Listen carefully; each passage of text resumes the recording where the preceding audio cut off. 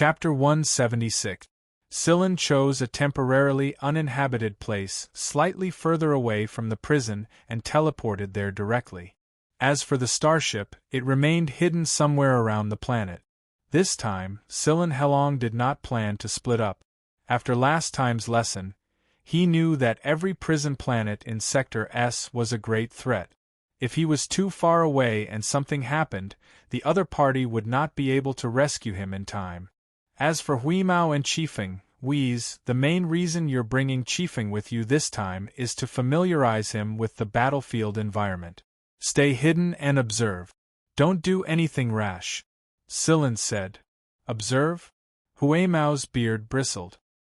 He was about to voice his opinion, but he thought of something and pulled his ears back. He said reluctantly, "All right. Teach some of your battlefield techniques to Qifeng, especially electronics and firepower equipment. He doesn't have them in his original environment. That shouldn't be a problem for you, right?"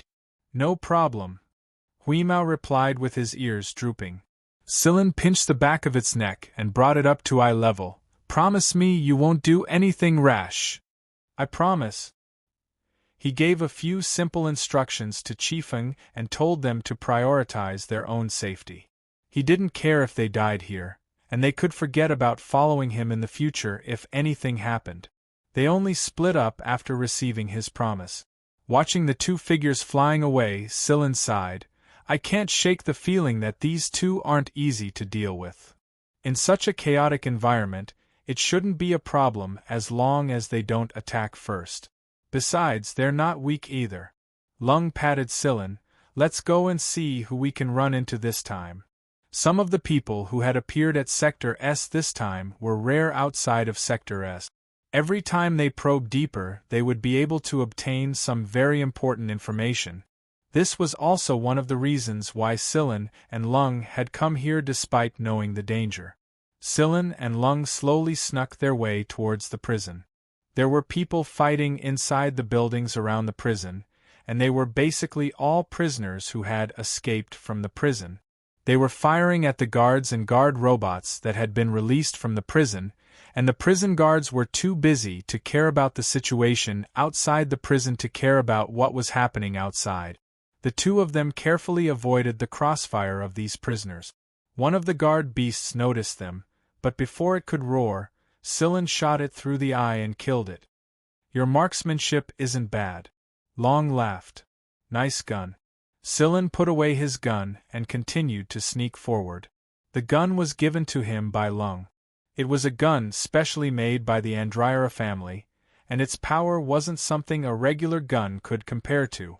The air was filled with the smell of blood, human, beast, and the rustling sounds of destroyed robots. Compared to a Level 1 prison, the defense here was indeed much more complicated. However, the collapse of the main defense system was like the removal of an arm of the prison, so it was much more difficult for the prison guards to deal with it. Sillen was walking towards the prison when he suddenly stopped and looked diagonally upward. There were no overly tall buildings on Prison Planet, but there were a lot of 2- or 3-story houses in the surroundings. They weren't normal residential houses, but rental houses. They were used to rent to visitors at high prices, and they were also temporary residences for transport personnel. However, it wasn't a period of replenishment recently, and there weren't many visitors either. Most of the houses were empty, and now they were riddled with holes by the prisoners and guard beasts. Sillen gestured to Lung and moved towards the direction. There was a bathroom there, and it was locked. Opening this kind of lock was a piece of cake for Lung. He took out his decoder and quickly unlocked it with a beep. When he opened the bathroom door, Sillen immediately saw a young man lying there covered in blood. His body was pierced in many places, and it didn't look like he was stabbed by a sharp weapon. "He's still breathing despite being injured to this extent," Lung said after taking a look. This person's internal organs were severely damaged, especially the ones on his abdomen. One could tell from the wounds and the mucous membranes and small fragments in the blood that flowed out. However, this person's life force was still maintained despite such injuries, and it was even showing signs of recovery. Although the rate of recovery was extremely slow, it was still healing. He doesn't look like a prisoner here. Sillin looked at the equipment on this person's body. Huh! Because of the extra holes, Sillin could see patterns from a bloody hole on the side of the person's abdomen.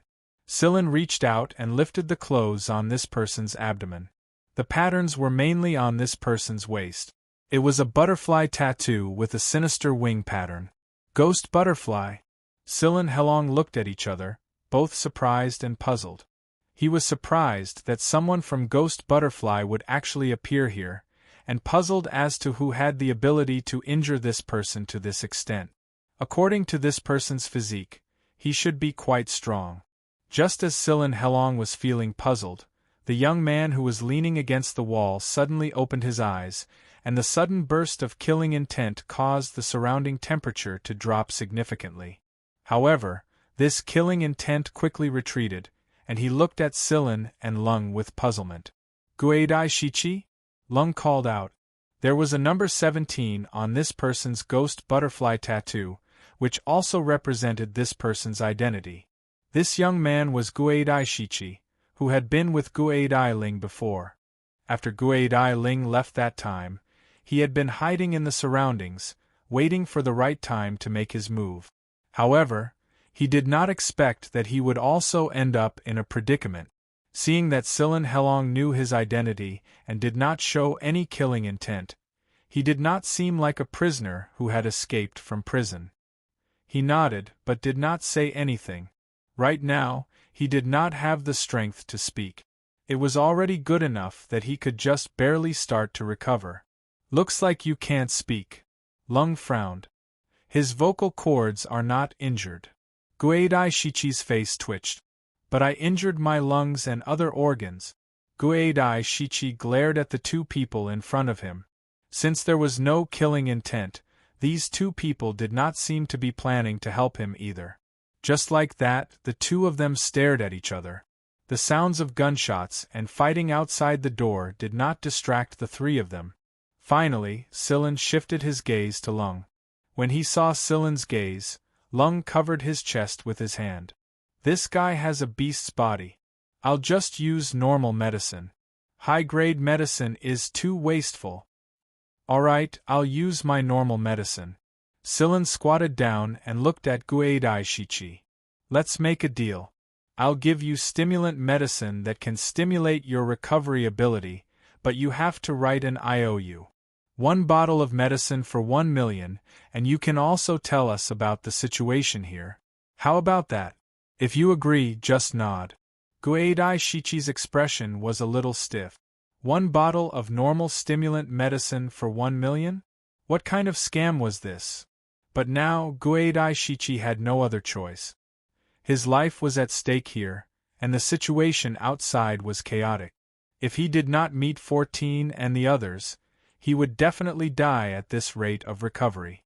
Guadai Shichi's already pale face from blood loss became even paler. He gritted his teeth and nodded. When I recover, I'll beat you guys to death. Sillin rummaged around and took out a bottle of medicine. Although it's small, the effect is not bad. Looking at the small thing in Sillin's hand, Guadai Shichi wanted to kill himself. Wasn't a normal stimulant medicine 1 milliliter per bottle? When did it become 10 milliliters? Although this medicine was too small, the effect was not bad. After taking the medicine, Guadai Shichi's recovery speed increased significantly. 2 minutes later, the wound had already scabbed. Lung could not help but sigh. As expected of a beast, Guadai Shichi rolled his eyes at them. He stood up and took a deep breath, feeling much better. All my equipment is destroyed, and I don't have 1 million now. How do you call me? How do I contact you? I'll send it to you when the time comes. I was going to write an IOU, but there's no need for that now. Anyway, with your identity as Guadai Shichi, I believe your Lan Hudi should be trustworthy. After all, it's one of the big 4. Sillin said with a, I'm very tolerant look.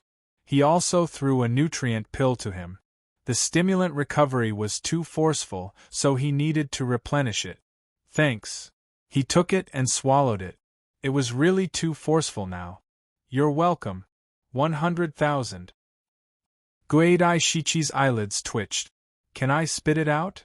When he saw Silin Helong looking at him as if he was an idiot, Guadai Shichi felt that his intelligence had deteriorated after the injury.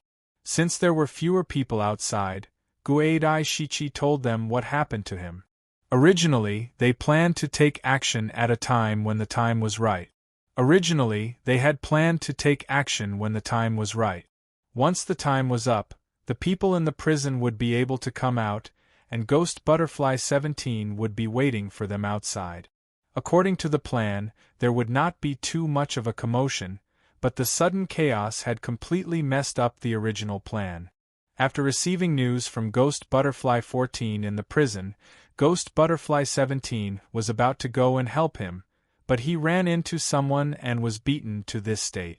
Some of his equipment was also destroyed, and if he had not escaped quickly, he would have died. After escaping here, he hid in this bathroom. Who hurt you? Silin asked. I don't know. He's invisible, and he's very strong, Guadai Shichi answered. Lan Hudi's people are actually only locked up in a level 3 prison? Lung said while rubbing his chin. Guadai Shichi obviously didn't want to continue talking about this. He was much more energetic now. After wiping away the traces in the bathroom, he said that he was going to find his companions and then left. By the way, let me tell you something. Before leaving, Guadai Shichi said, there's a big shot in this level 3 prison. I think he's coming out now. Be careful, don't offend him. Who? Silin Helong looked at Guadai Shichi. Hunting Knife Gaidar. After separating from Guadai Shichi, Silin Helong found a relatively secluded place to stop and ponder over Guadai Shichi's words. What are you thinking about? Lung asked. There's no blood, Silin said. Huh! Do you remember when we went to look for him? There was no blood on the ground.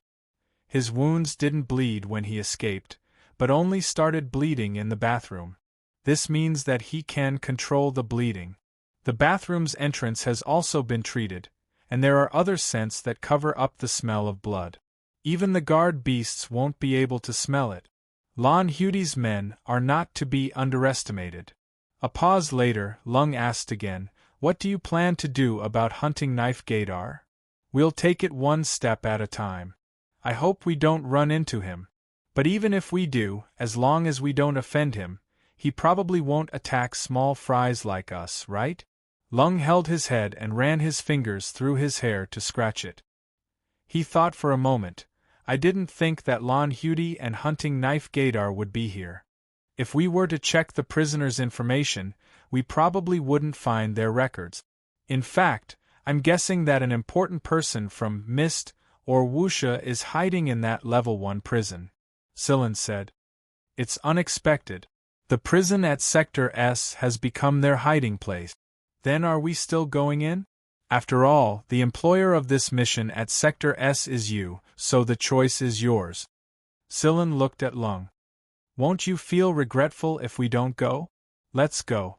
There are some things we need to understand since we're here. Even if we don't understand them, it's still important to get some information. Boom! Another explosion occurred at the prison. Let's go. We'll seize this opportunity. Silin Helong took advantage of the chaos created by the explosion and entered the prison through a breach. The moment he stepped into the prison, Lung suddenly felt uncomfortable all over. Silin dragged Lung into an empty office. The prison guards had all gone out to deal with the prisoners, so no one was here. What's going on? I feel uncomfortable all over. Lung looked at the scanner. There was no other life around, but it still made him feel very uncomfortable. Radioactive substances. Hearing Silin's words, Lung hurriedly looked at the mini-detector in his hand. Although there are some rays and particles, they're not within the range of threat. If it was really serious, the detector I carried on me would have sounded an alarm a long time ago. Silin felt the substances in the air and shook his head. It's indeed radioactive substances, and there's a lot of them. It's just that a lot of them have already decayed and are no longer within the range of threat. The period of threat has already passed. Looking at the elements and radiation levels displayed on the detector, he said, "You're saying that most of them have already decayed? After decaying, they would become another type of element." It was no wonder that the detection data was off. But how could they decay so quickly? It's understandable if it's a small amount, but if it's as you say, this is a large amount of radioactive substances. Isn't it impossible to predict the precise time when a radioactive nuclide decays? Godfather. Sillin said the name directly. Lung's entire body trembled, and he looked at Sillin with his mouth wide open in disbelief. Then, he covered his face and squatted there. Sillin, how can our luck be so good? Godfather was a person. 20 years ago, as a 4-star academician at the League of Stars Research Institute, he discovered a method to control the time when radioactive elements decayed. He controlled the activity of their nuclei so that the time of decay would proceed according to his will. At that time, it had influenced the entire academic community of the League of Stars.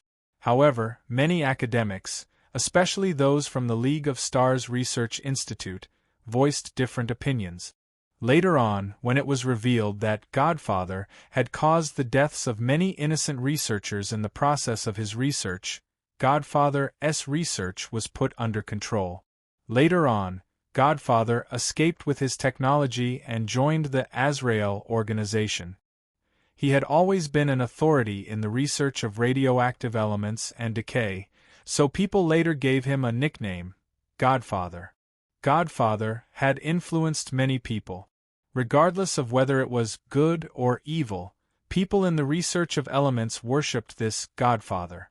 Ever since he joined the Azrael organization, Godfather had never been heard from again. Since Godfather had taken away his technology and research results, and he had also joined the Azrael organization, the matter that could have been published in the absolute authoritative journal Password had also disappeared. Now that Godfather was mentioned, Azrael had to be mentioned. Azrael was a unique organization. In their view, there was no such thing as good or evil. They did not belong to hunters, adventurers, or assassins. Although they were officially classified as a threatening group, they still had many supporters in the League of Stars. The reason for this was their strength, absolute strength. The average combat power of Lon Hudy's people was the highest in the hunter group, but if compared to the people of Azrael, they would have to admit defeat. However, not everyone in Azrael had strong individual combat power. For example, Godfather was more inclined towards academics, so his combat power was not high. Generally speaking, everyone in Azrael had the absolute right to speak in the fields they were familiar with. It was just that they showed this right to speak in their actions. Elemental decay, system intrusion, defense destruction, and unknown combat power. Compared to Mist and Wuxia, Azrael was more of a headache for the government and the military. At least Mist and Wuxia were pure. They were an assassin organization, but Azrael was not necessarily the same. They could play the role of assassins, hunters, and academics. However, in the past few years, Azrael had very few activities. Sillin's generation and their parents' generation only heard about their past stories. Azrael only lived in legends. But now, yes, it must be Azrael. The instant destruction of the microsatellite array was probably done by them, Sillin sighed. Ever since he became interested, he sighed a lot more. Why would Azrael come here? Who knows? Just like how no one would have expected Mist and Wuxia to appear in a mere level 1 prison, people who should have appeared on a level 5 prison planet have all appeared in unexpected places. Sillin sent a message to Huimao. Since the situation on this planet was even more complicated, Sillin had to remind them again. Huimao replied very quickly. They had found a warehouse stocked with food. There were still some fresh goods, and they were currently eating. Seeing Huimao's reply, the corner of Lung's mouth twitched. Whatever, this trip won't be in vain. Adjusting the parameters of the micromonitor, Lung said, "Let's go loot in the chaos." Loot what? Energy blocks. Maintaining the defense of a level 3 prison consumed a lot of energy. Compared to a level 1 prison, it consumed more energy, so the storage was correspondingly larger. There's not much fresh goods on the starship. After we get the energy blocks, we'll go to Wee's to buy food. That way, if anything happens later, it'll be hard to find food. Nutrient pills really tasted bad. Lung definitely did not want to live that kind of life. After making up his plan and expanding his scan to obtain the layout of the prison and choosing his route, Silin Helong went straight to the energy block storage room. The strange thing was, the closer he got to the energy block storage room, the fewer people he met. This was because many of the people who made it here alive had died. There were many dead people lying in the passageway leading to the energy block storage room, but there were no fatal wounds on their bodies. All the wounds that could be seen were caused by them fighting each other. Chapter 177. Logically speaking, the defenses of the energy storage room should be quite good. Apart from the prison's internal main defense system, due to the fact that the energy storage room's potential instability was rather high, apart from the special storage room to prevent energy leakage, there was also a separate defense system. One had to understand that if a large number of energy blocks became unstable due to some unknown factor, once it exploded, a large half of the prison would be destroyed. However, in this passageway leading to the energy storage room, there weren't any defensive robots to be seen. The area where the energy storage room was located belonged to a high radiation zone, so there were usually designated robot sentries. However, apart from the dead prisoners lying on the ground, there wasn't a single robot sentries to be seen. Lung looked at the display on the life scanner, and then shook his head at Silin, indicating that there weren't any other life forms detected in this area for now. No other life forms? Looking at the state of the prisoners on the ground, it didn't seem like the work of robots. After carefully looking around, Silin crouched down, placing his hand on the body of a prisoner who was already dead, but didn't have any injuries on the surface of his body. "Heart shattered," Silin said in a low voice. He then looked at a few other prisoners who also didn't have any injuries on the surface of their bodies, their conditions the same as this one. Most of the prisoners in this passageway died like this. It wasn't the work of robots, but humans. However, what Silin Helong was confused about was, who had the ability to easily shatter the hearts of these prisoners without harming their bodies? Was it someone from Azrael? Or was it someone else? Silin Helong walked towards the energy storage room even more carefully. He couldn't just blindly trust the life scanner. Sometimes, even machines could lie. The door to the energy storage room was open, and there were no signs of forced entry. The thick custom-made cabin door was open very obediently, and at the same time, there were some energy fluctuations coming from the energy storage room. These energy fluctuations weren't that great, and could even be said to be quite docile. However, it was precisely because of this that Silin Helong became even more nervous. There were only docile energy fluctuations inside the energy storage room, no other activity, not even human breathing. Was it really a robot? Silin Helong arrived near the door, but didn't enter immediately. Lung released a small spherical detector, and the small ball floated in the air as it flew towards the door of the energy storage room. However, when it reached the door, its program momentarily went haywire, and it immediately rolled away, rolling away extremely quickly. Lung, Silin gestured for him to go over and take a look. As he carefully moved to the door, Silin could already feel the obvious magnetic field around the storage room's door. No wonder Lung's probing device had gone haywire. This should also be the reason why the robot sentinels did not appear here. However, when Silin saw the person inside, he was no longer in the mood to think about the robot sentinels and the changes in the magnetic field. It was actually a human. Seeing that Silin's entire body was tensed up but he was not attacked, Lung quickly moved over and looked at the storeroom. When he saw the person inside, Lung's pupils shrunk. The box containing the energy blocks had already been opened. The man had his back to Silen and the others, one hand directly placed on the energy block. After all, the energy blocks here were not like the energy blocks used in small household appliances. The energy blocks here were stacked in large chunks that were 1 meter high. However, Silen could clearly see that the energy blocks in the box next to him had already been exhausted. That person was absorbing energy. Without using any other medium, he could actually directly absorb energy from the energy blocks. However, thinking back, Silen seemed to have done something similar himself. That person did not seem to notice Silen Hulong's arrival. He did not move or turn around at all, still maintaining his original posture. However, Silen was willing to bet that the person had definitely noticed the two of them a long time ago. Before seeing this person, one would not have been able to sense that there was someone here. This person had too little presence. However, after actually seeing him, it felt absurd, like a combination of contradictions. Silen Helong very tacitly did not disturb the person's energy absorption, nor did he want to attack and steal the energy blocks while he was absorbing the energy. However, if he left immediately, he did not know if he would be directly obliterated. At least, Silen felt that if he did that, that person would be ruthless and ruthless.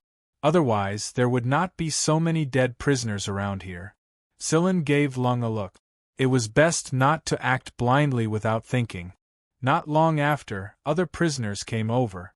When they saw the energy blocks, they also showed greedy looks. Silen Helong flashed to a corner of the storeroom to avoid a direct confrontation with these prisoners. These prisoners who came over were obviously mainly targeting the person who was absorbing the energy. Several prisoners raised their guns and fired continuously. These guns were all taken from the prison guards, and they had the prison guards' insignia on them. It seemed that the prison guards were not in a good situation. Bang, bang, bang. When the bullets got close to that person, there seemed to be a huge resistance. When they were half a meter away from that person, their speed directly dropped to 0. After a few shots, the prisoners who came over also knew that this person was not someone they could deal with. One of them was about to take out a stimulation-type high-energy weapon, but before he could do anything, he directly fell down. Silen could feel that that person was the same as the prisoners in the passageway outside. His heart was broken. He did not see how he moved his hand. He did not even make any other movements, but the prisoner who was more than 20 meters away was obliterated. The other prisoners wanted to escape, but as soon as they reached the door, they directly fell down. Lung swallowed his saliva and looked at Silen. What should he do next? Let's keep it like this for now, Silen thought. A few more people came over in between, but they all met the same result. There were already more than 20 prisoners lying at the door, and they all died from the same cause. 5 minutes later, the energy waves gradually calmed down. He was calm and unhurried. The energy blocks in the box were already dim. The person withdrew his hand and turned around to look at Silen and Lung. There was no killing intent, no malicious intent. He even had a faint smile on his face, giving off a cultured and refined feeling. But this was the person who had killed so many people without making a sound.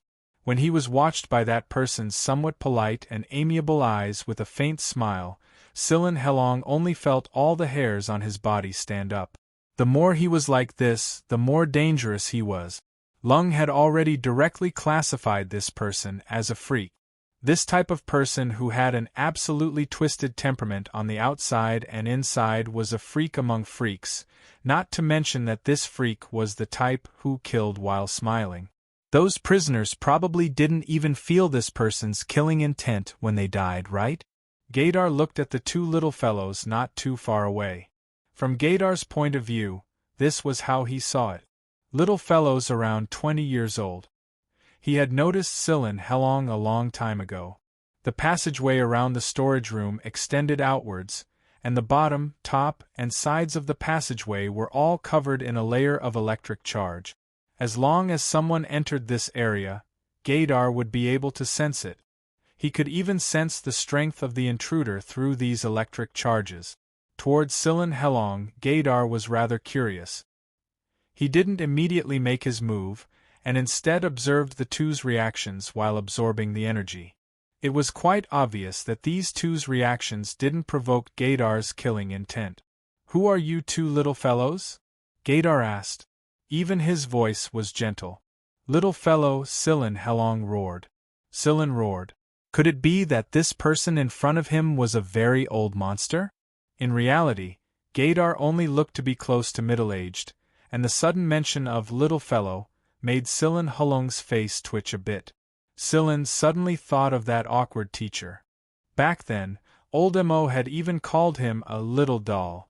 Now that he thought about it, this person in front of him should be around 100 years old, right? "Ahem, hello, my name is Lung." Lung bowed respectfully and said. The etiquette of handing Brzett over to him was quite good, and his salute was very standard. He didn't directly announce his surname, as there were still many people who couldn't stand Andryara's family. "Looking at you as a greeting, you should be from some great family, right?" Gaydar said. At the same time, he returned a matching greeting, looking much more gentlemanly than Lung. Lung's face twitched again, exposing himself with a greeting. Yes, my full name is Andryara Lung." He didn't lie. Lung felt that with his ability, lying would definitely be seen through, and this was an old monster in front of him. "Oh, so you're the descendant of that old fox." Lung sighed inwardly. "My dear grandpa, your name as a fox is really well known." However, Lung heaved a sigh of relief. At least the moment the other heard Andryara's name, Lung didn't feel any malice. "Not bad, you have a better future than your old man," Gaydar commented, and then looked at Silin. "My name is Yuan Silin." He didn't bow like Lung did, but just a normal greeting a junior would greet an elder. Lung glanced at Silin and thought, "When did your surname become Yuan? You're a hunter?" Gaydar could tell from Silin's greeting that he was a hunter. "Yes." "Lone traveler? Or hunter regiment?" "Hunter regiment, Vanguard Hunter Regiment." Gaydar nodded, not seeming to have any other thoughts. However, Gaydar's reaction made Silin a little disappointed. He had purposely mentioned the surname, Yuan, just to see how the person in front of him would react to the surname, but the result was a little disappointing. After looking at Silin Helong, Gaydar waved his hand, and two large boxes containing energy blocks a few meters away moved to Silin Helong and said, "You can take these two with you. I'll take the rest." Seeing that the other party didn't seem to have any intention to pursue the matter, Silin Helong heaved a sigh of relief. Giving them 2 boxes of energy blocks was already giving him enough face. After thanking Gaydar, Lung stored the 2 energy blocks into the subspace container in his hand. The energy blocks couldn't be kept in the subspace for long. They had to be taken out once they returned to the starship to prevent the energy from clashing and causing the subspace to collapse. "When you return, say hello to that old fox Focus and that old fellow Ji Fong for me," Gaydar said. Focus, Lung's grandfather, had a lot of influence in the League of Stars. His influence included the business, political, and military circles. As for Ji Fong, he was the head of the Vanguard Hunter Regiment, one of the 6 stars of hunting, and a star hunter. If Gaydar had only mentioned Focus, Silin Helong wouldn't have been so shocked. After all, Focus had a wide range of activities, and there were many people who knew or had dealings with Focus. However, Ji Fong was different. To be able to say Ji Feng's name directly and talk about a star hunter in such a tone, then this person, Gaydar. Silin looked at Gaydar and said, "Are you Senior Hunting Knife Gaydar?" Gaydar didn't object to being addressed as a senior by a hunter. He waved his hand and let Silin Helong leave. "You guys still have a whole hour. After an hour, Azrael's star web will be activated. By then, you guys won't be able to survive with your strength." Star web? Although they knew that Azrael's men were here, what was the star web? Gaydar didn't explain much. "You guys will know when the time comes. This is Azrael's experiment. After saying that, Gaydar turned around and ignored Silin Helong. He continued to open a box and absorb energy. Silin shot Lung a look. Let's leave first. After leaving the energy storage room, Silin Helong didn't dwell on those unsolved mysteries and rushed towards Huimao. According to the plan, he would be able to reach the warehouse there in 10 minutes. After collecting the food, he would leave and return to the starship. If everything went according to plan, he still had time. This time, Silin Helong didn't deliberately hide himself. Instead, he sped up. There weren't many people in the passage leading to the warehouse. If Silin Helong took the time to investigate carefully, he would realize that there weren't many people left in the prison. They had all gone outside. When they passed by a fork in the road, Silin saw a person leaning against the fork. Yes, he saw him. He definitely saw him. Even though he knew that the person was invisible, Silin could still see him. He couldn't see his face clearly. It was just a blurry outline. When Silin Helong ran over, the person only looked at them. He didn't have any intention of attacking. Even though he knew that Silin could see him, he didn't seem to want to attack. He just watched as Silin Helong ran past him. After Silin Helong ran far away, the person chuckled. This generation of youngsters is really interesting. Compared to Guei Daishichi, the person felt that the two who just ran past him were more interesting. Both of them could clearly see him, but neither of them took the initiative to attack like Guei Daishichi. However, they were quite vigilant, still guarding against him even after running so far away. After leaving the fork, Lung said as he ran. There was someone at the fork just now. I know, but he didn't seem to have any intention of attacking. He was the one who injured Guei Daishichi, wasn't he? Even if it wasn't him, it must be his companion. It's Azrael's man. Luckily, he didn't have any intention of attacking just now. Otherwise, the two of us wouldn't have it easy. Silin Helong was in a hurry. If he really fought with that person, he wouldn't be able to win. Even if he could, it would take up a lot of time. After listening to Gaydar's words, the two of them just wanted to hurry to the warehouse to stock up on food and leave. Although he didn't know what the star web was, since Gaydar said that, Silin Helong believed him. Along the way, they only encountered a few prisoners, and they were basically people with confused minds. When they saw Silin Helong, they rushed over, but they were quickly dealt with by Silin Helong. When they arrived at the warehouse, Huimao was holding a fish and gnawing on it. The bones were crunchy, and the fish, which was nearly 100 times larger than Huimao's current size, was bitten until only its head was left. At the side, Chifeng was chewing on jerky. Huimao had said that they should eat as much as they could, so Chifeng didn't hold back at all. Silin Helong selectively collected some of the items in the warehouse. There was still a lot of food on the starship, so now they were mainly looking for fresh goods. The fresh goods in the surrounding warehouses had all been moved by Silin Helong. Looking at the much emptier warehouse, Silin looked at the time. There's still 40 minutes. Let's go.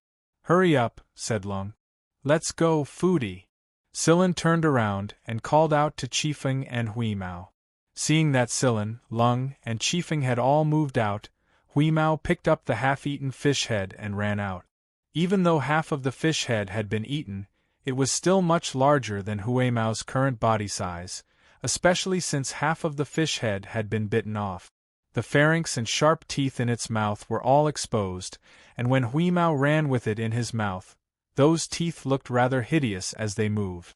What Silin admired the most was this foodie's ability to eat while running. As they ran, the remaining half of the fish head was completely devoured. Because he still wasn't very familiar with running, after running a few steps with his legs, Chifeng used his limbs again, or else he wouldn't be able to catch up to Silin and the others. There were many more people outside the prison, and when Silin and the others ran out, they encountered quite a bit of resistance. Some came from the prison guards and some came from the prisoners. When Chifeng encountered these people who clearly carried malice and killing intent, he immediately transformed from an obedient baby into a wild beast. Just like when he was hunting prey on his original planet, his deep claws and powerful strength directly tore a person to shreds, making Lung's stomach twitch. Huimao, on the other hand, was much more restrained. He only left a few deep paw prints on the faces of those people. Sillin said that they were in a hurry, and that he had just eaten his fill. He just wanted to sleep now. The good thing was that this kind of resistance wasn't constant. The main point of the exchange of fire was at the port, where carrier aircrafts and other things were parked. The prisoners wanted to snatch one and leave, but the warning party definitely wouldn't allow it. The two sides fought fiercely there. The place Sillin and the others chose was far away from the port. After arriving at a place where there was temporarily no one, Lung took out a panel on his arm and controlled it remotely. At the same time, the starship's robot controlled the starship to fly over, and after locating Sillin and the others, they were teleported back to the starship. After returning to the starship didn't immediately leave the planet. It still maintained its invisible state and watched from afar. After putting the energy blocks into the storage room and the food into the warehouse, Sillin Helong looked at the image displayed on the screen in the control room. Looking at the time, there were still 2 minutes left. The lucky prisoners snatched aircrafts and flew out of the planet. The satellite protection network on the periphery of the planet had long been paralyzed, so these aircrafts could come and go as they pleased. Perhaps these lucky prisoners didn't expect what would happen on the planet next, right? Exactly 1 hour later, some lightning-like rays of light suddenly appeared on the periphery of the planet, forming a net that enveloped the entire planet. Is this the galactic web? Chapter 178. The gigantic electro-optical network enveloped the entire planet. Although there were many gaps between these electro-optical networks, not a single spaceship could be seen passing through the gap. Many spaceships gradually lost control and crashed or exploded when they got close to this network. The energy propulsion equipment in the spaceships lost stability due to the images from these networks, and in serious cases, exploded directly. Some of the spaceships that had just taken flight did not approach the network when they saw what had happened in front of them. Instead, they turned on their weapons and opened fire at the network. However, after the missiles that came into contact with the optical network exploded, the network remained intact. From the images taken by the surveillance equipment Lung had left on the planet, it could be seen that the surface of the planet had undergone obvious changes. The struggle between the prisoners and the prison guards had stopped, but what followed was an even bigger problem. There was a layer of electricity flashing on the surface of the metal barricades and walls. A prisoner had been kicked into a metal wall, and because he was unable to stand up, he was charred by the electricity. Even the prisoners who had not come into contact with these metal substances felt that they were in a space filled with electric charges. Their hair stood on end, and the guns and daggers that they had been holding had been thrown away. Now, they were all looking at the sky above them in fear. Sets of data measured by the surveillance equipment were transmitted over, and through these measurements, Sillin Helong could imagine the current situation on the planet. As the density of the electric charges increased, the situation on the planet became more and more serious.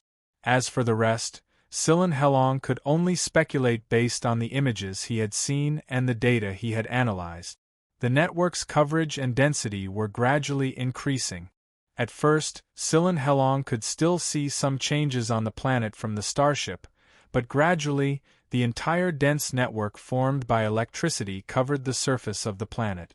After the gaps became smaller, it was also slowly covered by a layer of light film.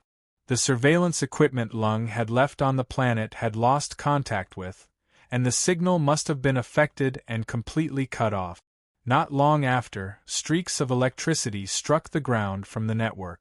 The entire planet was surrounded by lightning and filled with electricity. Sillin could not see the exact situation on the ground, but he could imagine this kind of lightning, this kind of density and intensity. It was no wonder that Gaydar had said that with their current abilities, they would not be able to survive under the galactic network. Perhaps the people trapped on the planet could not see clearly, but Scylla, who was in space, could see it clearly. The electro-optical network was initially launched from the mother satellite outside the planet. There were satellites in different orbits, and some that should have been launched by Azrael's people. These combined to form the initial network, and then these networks began to branch and connect again. Like a spider weaving a web, there were fixed points, and then a dense network rapidly developed from these points. On the planet under this net, it was as if a violent electromagnetic storm had swept past. Then, there was an earth-shattering thunder and lightning. Scylla didn't even need to look to know that this planet was riddled with holes after the galactic web was taken back. Prisons, buildings and so on were no more. Perhaps there would still be a few survivors after going through the star web, but they were still very few. The others, as well as the buildings, had all been reduced to ashes by the lightning. Scylla Helong had witnessed the destruction and end of a planet, and he was feeling rather complicated right now. Gaydar had said that this was just one of Azrael's experiments, but why did Azrael's people choose this planet as the experiment site? Was it because the League of Stars' official jurisdiction in Sector S was small? Or was it the same reason Scylla Helong had chosen this planet? Or was it something else? Scylla did not know. What he knew was that there were still many powerful people and forces in the League of Stars. The destruction of a planet may be but a blink of an eye. Without a reference, it was very difficult for a person to see themselves clearly. Perhaps after 50 years, too many people had forgotten the once famous forces and people. The once familiar names lived in the past era. 50 years had passed, and the new generation had grown up in an environment without them. Then, when these old forces resurfaced, could the new generation continue to fight under such pressure? Fog, Wuxia, Azrael, none of them were inferior to the 4 great hunter regiments, be it in technique or individual combat power. After this incident at Sector S, the League of Stars would usher in a brand new era, an era where challenges and opportunities coexisted. Let's go. Lung let out a long sigh and started operating on the control panel. Scylla nodded. There was no point in staying here any longer. There was no telling how long the star web would last, and no one knew what Azrael's experiment would be like. Right now, the most important thing for Scylla Helong and the others was to stay alive. Right now, they did not have any ability to resist Azrael. The gap between them was too big. The Invisible Man did not want to fight them earlier, but what if he wanted to fight them now? Now that Guadai Shichi was beaten to such a state, Scylla Helong did not want to follow in his footsteps. It was better to leave first. I can't afford to offend him, but can't I just hide? The energy blocks they brought with them were enough for them to leave Sector S. Plus, there were 2 big boxes of energy blocks they fished out from the prison's storage room. They also had enough food. As long as they didn't run into anything special, they should be safe. But with the current situation at Sector S, nowhere was safe. Not long after they left the Rank 3 prison planet, Lung received a message from the Andryra family. Right now, the Rank 4 and 5 prisons were in chaos, but the people there were not easy to deal with. Any random person was AB squadron leader of the 4 Great Hunter Regiment. Moreover, there were a lot of hidden experts and new technological weapons. The 4 Great Hunter Regiments and some Hunter Regiments that were slightly weaker than the 4 Great Hunter Regiments but were pretty strong in the League of Stars had all appeared. The League of Stars army had also sent a group of people over in secret. There were also assassin organizations, adventurers, and a few big families. On the other hand, the forces of Sector S had stopped their civil war and gathered together to fight against the forces of the outer space. What excited the forces the most was the news of Alilo's cage, star map fragment. Scylla suspected that these people had guessed that there would be a star map fragment in the first place, which was why they showed up. However, to Scylla's surprise, Mist and Wuxia had gone silent ever since they appeared on the Rank 1 prison planet. In fact, they did not even participate in the subsequent battle for the star map fragment. If Sillen hadn't experienced the ambush himself, he would never have known that two veteran assassin organizations that had kept a low profile for decades had appeared in Sector S. Other than Mist and Wuxia, Azrael did not participate in the battle for the star map fragment despite his high-profile appearance. I'm guessing that they're not interested in the star map fragment that appeared. They're not interested in all 5 Alillos, Lung said. In the myth of creation, the 5 Alillos locked by God's 5 fingers represented courage, new life, fairyland, reform, and evolution respectively. In reality, the 5 corresponding star maps represented 5 different things. The Alillo who represented courage in the myth of creation was White Knight in reality. He was an omnipotent energy source that hunters, adventurers, and the military who often traveled the universe desired. The Alillo who represented reform was the tear of God that Lung and the Andryra family needed. So which star map fragment had appeared in Sector S right now? No matter which of the remaining 3 it was, Mist, Wuxia, and Azrael had not interfered. This meant that they were not interested in the star map fragment that had appeared. At the same time, it meant that they all had the star map fragment that they needed. He did not know which category the star map fragment Sillen possessed belonged to, but Sillen did not have the ability to participate in the current battle. Lung adjusted his course and decided to leave Sector S. Sigh, I thought that it would only be the Big Four and some other families and organizations causing a ruckus.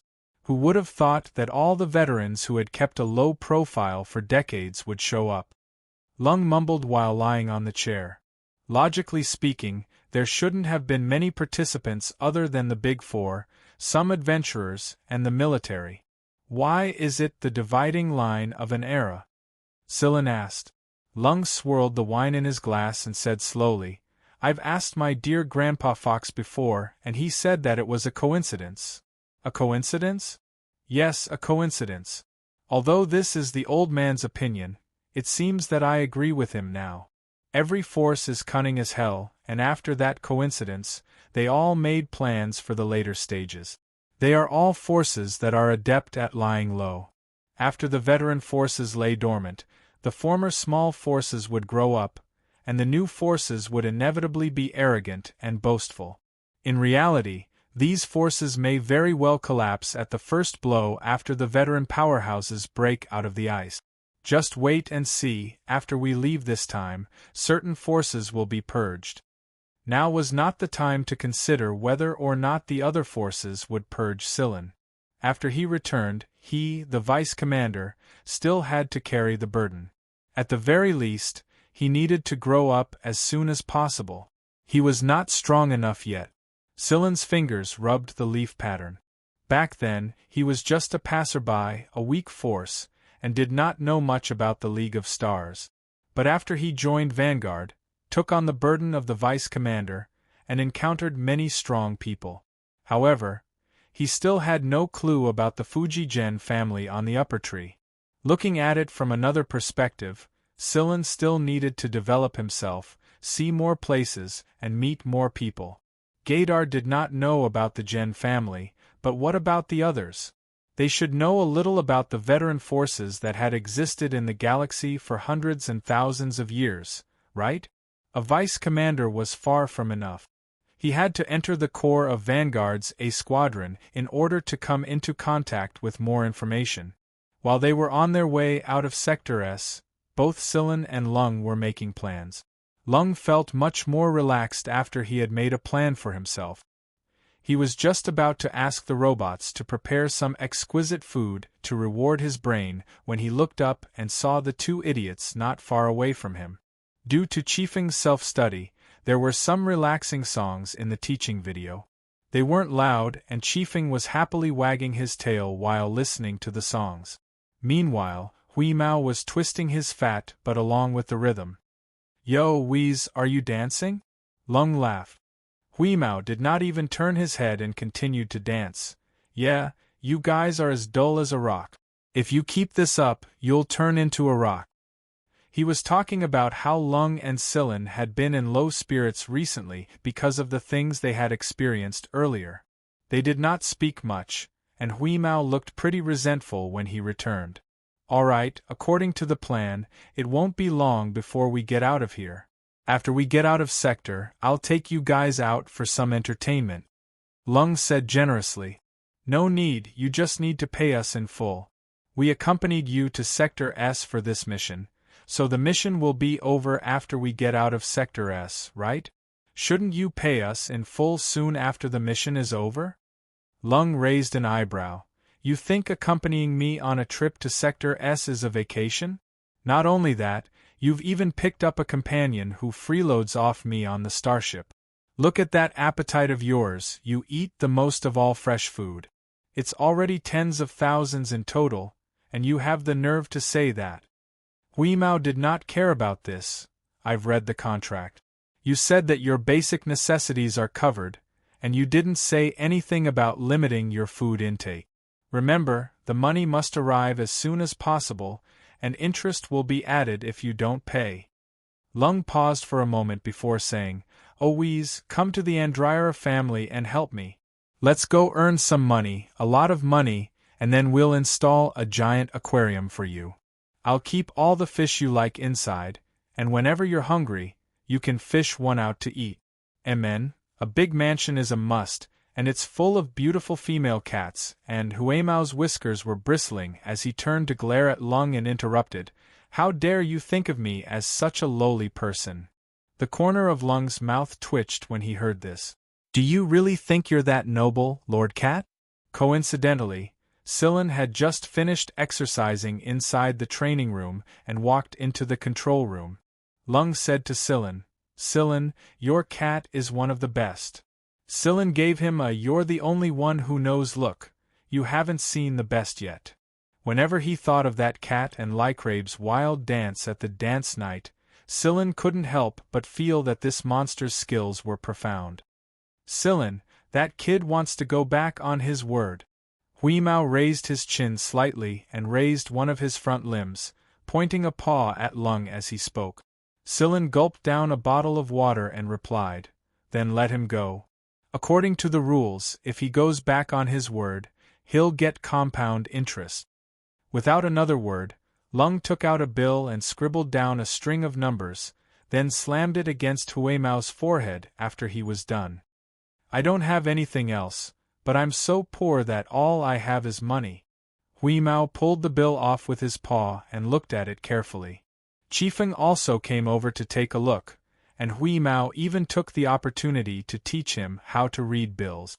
Reading bills was an ability that Hui Mao had learned when he first met Silin, and it was also something that would affect the cat's entire life. After seeing the numbers on the bill, Hui Mao nodded in satisfaction, and even checked the numbers and the hidden password on the bill in front of Lung. Lung was so angry that he almost spat out a mouthful of blood. This bastard actually doubted the authenticity of the bill. After checking, Hui Mao picked up the bill with his mouth and jumped onto Silin's shoulder. He raised his paw and patted Silin's head. "I want to buy fish biscuits after I get the money." "Sure, I'll buy it." Silin nodded. Hui Mao happily jumped onto the table again, humming along to the rhythm as he continued to shake his fat butt.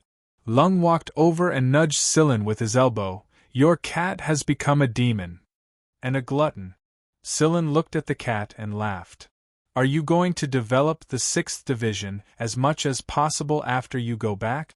Lung asked. "I'm only the vice captain right now. The captain still does most of the work. I still need to improve my own strength as soon as possible." "You've improved pretty fast, kid." "Sigh, back in the day I was the weakest out of the 4 people in our dorm. That C.I. Jincheng kid is actually a guy who hides his abilities. I once competed with him in shooting and lost $1 million. I decided then and there that I'd never compete with him again. It's just like giving him money." Lung complained. Silin kicked Lung. "Stop bullshitting, you're not much better when it comes to hiding your abilities." Lung did not deny it. "Sigh, who asked me to be the young master of the Andryra family? Just keep a low profile." "Of course." Lung had never revealed his true strength. Outsiders all knew that many of young Master Lung's family's products were high-tech items, and this could be seen from the things he normally used. However, it was precisely these high-tech items that were displayed in front of others that confused people's vision and hid Lung's true battle strength in a dense fog. Sillin knew that Lung was actually very strong, but the guy would not reveal his strength easily unless absolutely necessary. His identity, the identity of the future heir of the Andryra family, was there for all to see. The more he hid, the better his chances of survival would be in the future. Just like back in Seven Lights, there were a lot of things that didn't need to be explained too much. Since the route they chose to leave avoided the conflict zone, although it took them a little longer, they still made it out safely. The conflict at Sector S would probably continue for a while longer, but that was no longer Sillin Hulong's consideration. Right now, everyone had their own plans. The spaceplane that was transferred from the starship was robbed, and not the Andryra family's. Therefore, after bidding farewell to Lung, Sillin led Hui Mao and Chifeng onto the spaceplane and flew out of the starship. "Sillin, are we going straight back to Sector K?" Hui Mao looked like he was in a good mood. "Yeah, we've spent a lot of time at Sector S. When we get back, the division will probably reorganize a little and carry out the follow-up plans. This can be considered a new beginning for the 6th Division, and we have new members like Udos, Lycrabe, and Chifeng. Also, the other division commanders will introduce some new members to us. After all, we need new supplies every time we reorganize." "Our B squadron is the strongest," Hui Mao said proudly. Sillin smiled. "Yes, the strongest." Along the way, Hui Mao told Chifeng some things about Sillin's B squadron, but he only talked about familiar faces like Tang Qiuqiu. Hui Mao didn't pay attention to the rest at all. Chifeng was a little nervous, but he was more expectant than anything else. Sillin looked at them once before turning back and continuing to pilot the spaceplane. People and talents, combat power and technology were all indispensable to the development of a fleet. As for Sector S, he would visit it again if he had the chance. Chapter 179. In the hall, Carrie sat there with a livid face. His whole body was exuding anger and resentment, and he was in a depressed state. In front of Carrie, there were 4 guys squatting. From left to right they were Hui Mao, Holu, Chifeng, Xueqiu, and the Miantuan. Hui Mao licked his paws and wiped his beard, wiping the food residue from the corner of his mouth. He didn't care about Carrie's depression at all. Chifeng wagged his tail uneasily and drooped his head, glancing at Carrie from time to time, as if admitting his mistake. Xueqiu had a charmingly naive look and looked simple and honest, but those who knew this fatty knew that this was just the surface. In fact, this fatty was full of evil tricks, and had learned from the Miantuan to become worse and worse. As for the Miantuan, he had been through a lot of training and had seen many similar situations. When he needed to put on an act, he would show weakness when he needed to, and he looked even more innocent than Carrie. When Carrie saw them, the veins on his forehead bulged. Didn't they just run out to compete with Udos? When he came back, he found that his storage cabinet had been emptied, eaten, drunk, and taken. Carrie glanced at Xueqiu and was furious. This fatty had recently learned to store food like a hamster. Carrie felt that the reason why this fatty's mouth was so big was because it was stuffed with food. Rubbing his forehead, Carrie said in a low voice, "I say, why are you guys always staring at my storage cabinet? Xiao Shang, Ba Dao, and Beaver also have a lot of food in their cabinet. Do you think I'm easy to bully?" The Miantuan blinked. It couldn't speak, but the instigator was this little devil, and he still looked innocent. "Who opened the lock?" Carrie asked. After returning to Sector K, Carrie had already changed his locks 3 times. Not long ago, he had purposely obtained a lock that was said to be highly secure from the A Squadron. Otherwise, Carrie would not have let his guard down recently, and the first thing he saw when he returned was an empty storage cabinet. He was wrong, he was really wrong. He shouldn't have let his guard down, especially when this Huimao came back. These guys had gathered together to find a few evildoers from different organizations. Hearing Carrie's question, the three on the right turned to look at Huimao, who was crouching on the far left with a calm expression. Carrie's eyes twitched. He knew it was this cat. Carrie had a love-hate relationship with Huimao. After all, this cat had saved his life before. However, this fellow was really infuriating. Carrie thought for a moment and asked, "I say, Wheeze, did Sillen mistreat you and didn't feed you?" "No." Huimao answered honestly. "Then why did you light up my storage cabinet with them?" "Because the Miantuan and Shuecho told me that you have Sector K specialties. I haven't eaten much of Sector K's specialties, at least not the stuff in your cabinet." Huimao had no self-awareness of his wrongdoings. Carrie raised an eyebrow and stepped on the Miantuan's tail that was about to escape. Then, he grabbed Shuecho's big face and said, "You too, thud." Thud. 2 snaps on the head. Shuecho covered his head with his chubby hands and looked wronged. Meanwhile, the Miantuan gradually tore down from the wall, his flat body pitifully recovering. "Don't give me that." After taking care of Shuecho and the Miantuan, Carrie faced Chifeng and advised earnestly, "I say, Chifeng, don't learn from these 2 bad guys. I'll teach you one thing, you'll be stained by the company you keep. Breaking into someone's cabinet and stealing food is wrong, you shouldn't do it." Chifeng swung his tail and tilted his head, seemingly digesting Carrie's words. Huimao licked his paws and looked at Carrie. He asked, "Why are the prices on this planet so expensive, Carrie? Isn't this the Vanguard's base? How can they treat their own members like this?" On this planet, the price of a lot of food was doubled or even several times higher. After seeing the prices, Huimao became stingy. The allowance Sillen gave him was limited, so it really wasn't worth it to buy these things. Because of this, the Miantuan beckoned with his tail and went to rob Carrie. In reality, every squadron's food and other items are specially prepared by themselves. Only medical and some other equipment are used for public use. The stockpiling of items and amassing wealth are all considered by the B Squadron. It is generally believed that capable B Squadrons are self-sufficient and have more money on hand. Those who can't can only pay a higher price in exchange. Is that so? How stingy! Huimao's ears twitched. This isn't stingy. If you want to buy food in bulk, the best way is to fly your own spaceplane and buy it. Not even 10 squadrons can afford to feed people with your appetite. Although the 4 fellows in front of him looked quite small, every one of them was a big eater. The Miantuan's appetite was 3 times his body weight, and Huimao, Chifeng, and Shuecho were all fellows with fast metabolism. Right now, Shuecho was almost 60 centimeters tall when he stood up. He had been growing really fast recently. Carrie had already flown his spaceplane to go shopping once, and he didn't expect to see Huimao and Chifeng this time. For a growing Chifeng, his appetite was about the same as Shuecho's. Carrie was thinking that he would have to go shopping again soon. Suddenly, Carrie's expression turned strange. He wanted to slap himself. F***CK. I don't care about Sillen and Tang Chiochio, but why do I have to care so much?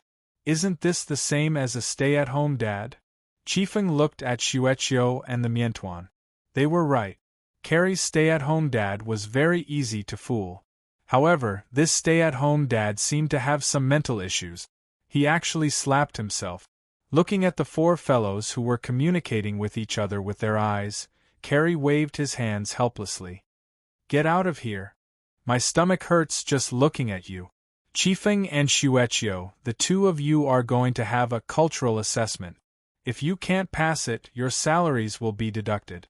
As for your salaries that are in the negative, I won't have a locker to give you 3 lights." Chifeng and Shuecho were studying cultural knowledge. Although 10 days wasn't a long time, they were improving very quickly. Every few days they would be given an assessment. However, this assessment wouldn't go easy on them just because they were beginners. It was an assessment for intermediate-level education. This was also the reason why the two fellows' salaries were in the negative despite their high IQ. It should be known that during the 5-year recuperation period, they were paid. Every official member would have a stable salary. In the entire 6th Division, the only two fellows whose salaries were in the negative were Xueqiu and Qifeng. The difficulty of Xueqiu and Qifeng's assessment was set by Silin. Based on Xueqiu and Qifeng's level of brain development, they would be able to catch up very quickly. After the trip to Sector S, Silin felt a sense of urgency.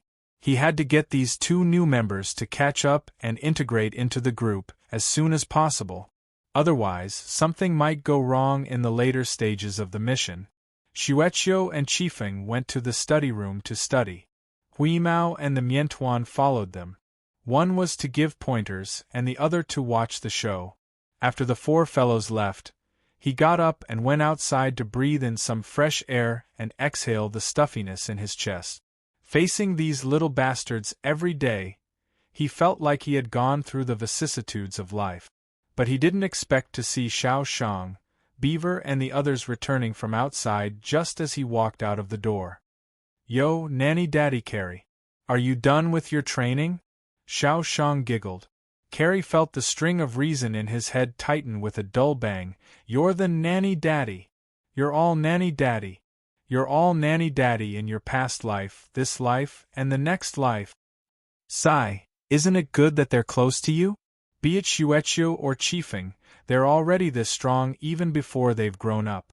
When they've grown up, you'll have a strong backing. Amen. Speaking of which, the little Qifeng is becoming more and more like a human. Yesterday, I saw him pick a vintage lock with ease. Beaver said. The corner of Carrie's eyes twitched again. Lock picking, a bad feeling in the research building of the 6th Division's stronghold. Silin and Lycrabe were in the middle of their research. Silin had brought back a lot of good stuff this time. The bacteria collected from the foreign planet had already been expanded. There were also the bacteria from the Class 1 prison planet. Although they died very quickly in the prison environment, Silin had frozen them with a special method and brought them to the B Squadron's laboratory. Lycrabe was very interested in the samples Silin had brought back. He had been full of energy lately and didn't sleep for a few nights in a row. He stayed in the laboratory all day long. Today, Silin and Lycrabe worked together to extract a certain antibacterial drug from a few reconstructed bacteria. This was a part of one of Lycrabe's research projects. 72 hours later, Silin looked at the 100 microliters of liquid in the small tube in his hand and sighed. It's finally out. With this, I can improve the antidote and minimize casualties when we get out. Lycrabe was in high spirits right now. He was very tired, but he felt very fulfilled. Patting Lycrabe, Silin said, "Rest first. You haven't rested for many days." Lycrabe nodded and put the small tubes in his hand into a special freezer. These anti-growth medicines that he had painstakingly purified could not be wasted because of improper storage. After leaving the laboratory, Silin and Lycrabe went to the cafeteria and had a big meal. Lycrabe went back to rest, and Silin was about to go back and rest as well. However, the communicator in his hand suddenly rang. Looking at the person displayed on it, Silin went to a secluded place and connected the call. Shotten's image was displayed on the communicator. In the image, Shotten also looked tired. The B Squadron commanders were all at the A Squadron recently. The A Squadron and their commanders were busy with Sector S's matters. The appearance of Mist, Wuxia, and Azrael especially had everyone's nerves tensed up again. Moreover, there was still the matter of Alillo's star map fragment. "What's wrong, Commander?" Silin asked. Shotten pulled the corner of his mouth. He didn't look in a good mood. It was probably because things weren't going well at Sector S that everyone's mood was affected. "How have you been lately, Silin?" As a commander, Shotten didn't have much energy to pay attention to his own unit's situation. Every time he did, he would talk to the lieutenant commanders and learn about the situation of their respective unit. "Not bad. I proposed a resistance substance to Lycrabe today, and Lycrabe will be developing and improving it. Chiuchia went to the shooting range with Ba Dao, and Carrie is with Chiefing and Shuechio. Silen briefly explained the situation of the unit to Shotten. Oh? Lycrabe is progressing pretty fast. Shotten's spirits rose and joy appeared in his eyes. For the 6th Division, innovation was one of the most important things they lacked. Ever since they found the special energy mine at Sector Z, Shotten had gained some confidence among the squad commanders. However, it wasn't enough. Now, the only person who could shake Shotten's spirits was Silen's. Whether it was Lycrabe or Yudo's, Shotten was very satisfied with both of them. Now, there was Chiefing as well. That non-pure human little guy's attack power was extraordinary. The duo talked about the general situation of the unit, and Silen learned some things about Sector S from Shotten. It's not just Sector S right now. Undercurrents are surging in the other sectors as well. 2 days ago, a top 10 assassin organization was taken out, and none of them survived. At least that's what the news said. The regiment sent someone to confirm the news. However, no matter what the truth is, it was a reminder to everyone that we've gotten used to living in peace for decades, and those old-timers didn't even have the power to fight back when they appeared one after another. Vanguard may not be like that, but we still need to be vigilant. Is it chaotic outside right now? Silen asked. Not really. It's just that a few small hunter regiments and assassin organizations have suffered because of certain forces. The big four are still fine. Silen suddenly thought of something and said, Dias's side is almost healed, but judging from the current situation, should we send someone to pick them up? The main treatment has been completed, and the next step is to spend time recovering. Since the situation is a little complicated right now, it's better to pick them up. Dias and the others had just been treated, and they weren't 100% recovered yet. No one knew if someone hostile to Vanguard would attack them on the other side. Shotten thought for a moment. That's fine. Discuss it with the other lieutenant commanders and tell me the result. All right. After ending the communication, Silen did not return to the house immediately. Instead, he stood at the corridor and looked at the scenery in the distance. Their trip to Sector S had failed to ignite the fire, and they had returned after wandering around for a bit. Of course, they felt discontent. Silen Helong and his group's strength was just too weak. Compared to the 2 veteran assassin organizations Fog and Wuxia, and that special Azrael, that even the authorities had a headache over, Silen Helong's previous thinking was just too simple. It was only after they actually went there that they realized that there were just too few places where they could interfere. They nearly lost their lives at the Level 1 prison planet, and they were told to leave before they could do much at the Level 3 prison planet. Veteran forces were in a state of rapid development, be it comprehensive combat power or new technology research and development. Many times, they would amaze the world with a single brilliant feat. Right now, they were resting and recuperating at Vanguard's stronghold. According to the squad's plan, some non-essential long-distance missions were temporarily suspended until the situation stabilized. However, if they wanted to grow as quickly as possible, they had to put it into practice. Silen went to the other lieutenant commanders and explained the situation on Dias's side. Although the lieutenant commanders expressed their approval, they were hesitant when it came to who to send. Moreover, this was the 6th B Squadron's own business. According to the rules, the A Squadron would not interfere. In a situation like this, if the A Squadron did not interfere, it would be the equivalent of losing a great protective umbrella. The danger level would also be much higher. Everyone had elite soldiers under them, but they knew what the situation outside was like, and no one wanted to test it out. They were reluctant to let these elite soldiers go after much difficulty. Silen had expected the lieutenant commander's reactions a long time ago. He tapped his fingers on the table. Actually, I already have an idea of who to send. It's fine as long as this decision passes. Silen, who are you going to send? Zakasha asked. Zakasha was a bit conservative when it came to this matter. Although she wanted Asha and the others to return safely as soon as possible, Zakasha was still a little hesitant about sending people out. After all, she had only taken over as a lieutenant commander for a short time, and there were some things that she was not bold enough to make. "I'll lead the team myself. We don't need too many people, just a few people from our squad. Right now there aren't many healers left at Sector E, only about 50 or so.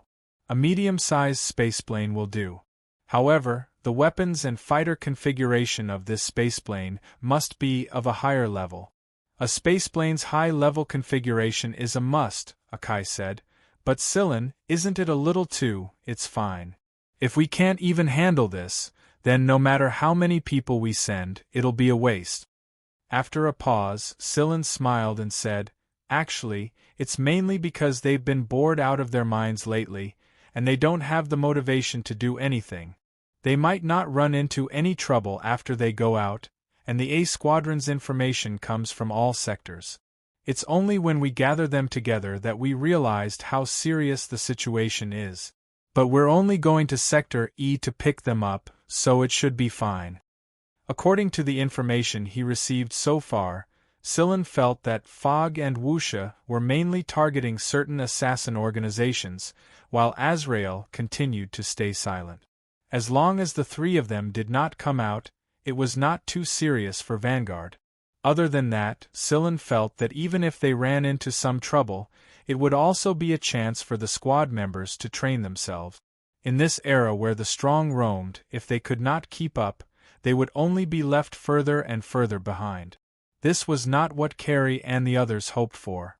In fact, Silen could see that Carrie and the others were not in a good state of mind as of late. Tang Qiuqiu would fall asleep at the shooting range, and Yudos would often place his fingers on offensive maneuvers when he was piloting the fighter. It was a reflection of his true thoughts. Fledglings must fly eventually. After the vice commander meeting, Silen gathered all the combat personnel of the squad and confirmed the roster mainly on a voluntary basis. Silen led the squad consisting of Carrie, Beaver, Yudi, Xiaoshang, Ba Dao, Tang Qiuqiu, Yudos, Lycrabe, and Chifeng. If there was Yudi, there would definitely be Miantuan. If there was Tang Qiuqiu, there would definitely be Xueqiu, and if there was Silen, there would definitely be Hui Mao. Carrie thought to himself that at least the food stored in the stronghold storage cabinet would not be consumed by the three light. After confirming it, Silen informed Schotten and left with his men in the aircraft. In a building in the A Squad's stronghold area. "It really is that kid. Now in the 6th Division, he's the only one with a bit of drive." Chapter 180. This time, Silen and the others were very low-key when they went to Sector E to pick up Dias and the others. There were no symbolic symbols on the spaceplane, and Udo, on the other hand, had polished his emblem until it was shiny every day. Just like Tang Qiuqiu, he wore it on a chain inside his body instead of pinning it to the outside. It wasn't that he was afraid, it was just that he wanted to minimize conflicts if he could. "We're going to keep a low profile this time." This was what Silen had said before they departed. Although he had always kept a low profile, Yudos was overflowing with excitement as this was his first time participating in a mission. Lycrabe's original plan was to continue his research and development of antibiotics at the 6th Division stronghold, but since Silen and the others were leaving, Lycrabe put his research on hold for now. This time, he was going to Sector E to take a look as well. It had been so many years, and he wondered how the sector famous for its medicine had developed. Chifeng was wearing a very cute set of children's clothing. It was something Carrie bought when he went to buy new clothes for Tang Qiuqiu. Chifeng's height was about the same as Tang Qiuqiu's, and Carrie thought it looked good so he bought it together. Still, it was quite suitable for Chifeng to wear. He had to admit that Carrie did have the tendency to be a stay-at-home dad. Right now, Chifeng and Tang Qiuqiu were chatting with each other in children's clothing.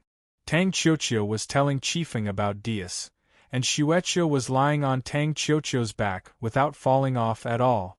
It would seem that he had gotten used to it since a long time ago. The message had been sent to Dias, and Dias had probably gathered everyone by the time they arrived. According to the operation plan, it was quite simple, but there was no telling what kind of trouble they might encounter. According to the coordinates Dias had given them, Silen and his entourage arrived at a subdistrict planet of Sector E. This place wasn't the most central part of Sector E. Dias's treatment was located at the central region, but he had been transferred to this planet after the core treatment. That way, they could avoid some of the troubles at the central region. After all, Dias used to be the vice commander of Vanguard's 6th B Squadron. Together with Asya, the two vice commanders would be in a much more difficult situation if someone harbored ill intentions towards Vanguard. It would be better for them to come to a slightly more peaceful place to recuperate and heal in peace. Silen parked the spaceplane at the airport's parking spot and paid the caretaker fee. Then, he led the group to the place Dias had mentioned. As soon as they got off the aircraft, Lycrabe frowned. "It smells like medicine." Yudos shrugged. "I don't smell any medicine. I just feel a little cold." The sun was shining brightly today, but the weather felt a little solemn, oppressive, and gloomy. Sector E has always been like this. It's like a huge hospital, and you've entered the hospital's door," Silen said. Carrie and the others shuddered unconsciously. They hated the word hospital the most. It gave them goosebumps. This planet was quieter than the few planets they had passed through before. There weren't many hospitals on this planet, and most of them were branches attached to famous large hospitals. Most of them focused on advanced care. The main colors of the planet were white and green. White represented cleanliness, and green represented vitality. After exiting the port, the group appeared much quieter than before. Maybe it was because of the atmosphere here. In reality, this planet was much better than the other planets that focused on core treatment and first aid. There were joys and sorrows everywhere, and death was everywhere. The people who cried out in sorrow but were helpless would affect the mood of the people around them. Corresponding to medical treatment, the food here focused more on nutrition and conditioning. Although the taste might not be great, the emphasis was on health. Some additives were also banned here. They got off at a station on the Loop Line train, and then they had to walk the rest of the way. Other than special hospital vehicles, no other flying cars were allowed to enter the advanced care area. At first, Chifeng was a little nervous. After all, he felt that he was a little different from the others, but he gradually relaxed later on. Those who saw Chifeng were just a little curious, but they didn't pay much attention to him. After all, there were a lot of races in these well-developed places. No one would pay much attention to someone with 3 pairs of hands like Ba Dao. There were plenty of people with long tails. Although normal humans were still the majority on these planets, no one would pay too much attention as long as they weren't too strange. Since he wouldn't be treated as a monster, Chifeng also started to become active. He looked curiously at the surrounding buildings and the white robots and flying cars in the air. "Oh, it's here." Silen pointed to a door and said.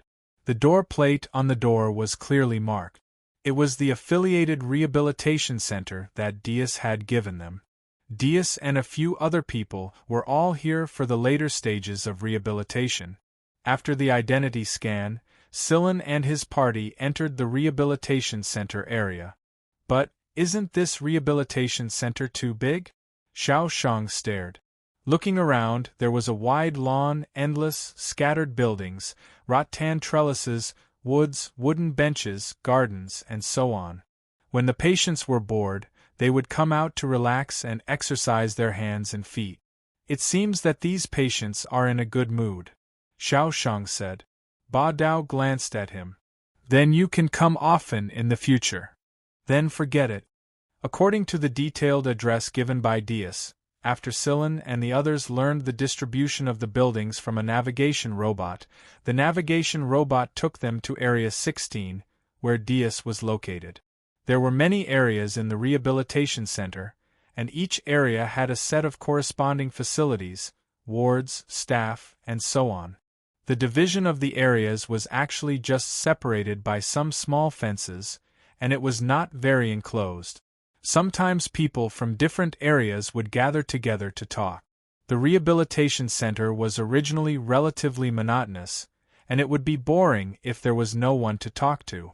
After the navigation robot took them to Area 16, it left. Silen looked for the room number given by Dias, but he didn't see anyone. He asked the person in charge here, and they said that he probably went out to do something or went out to relax and didn't come back.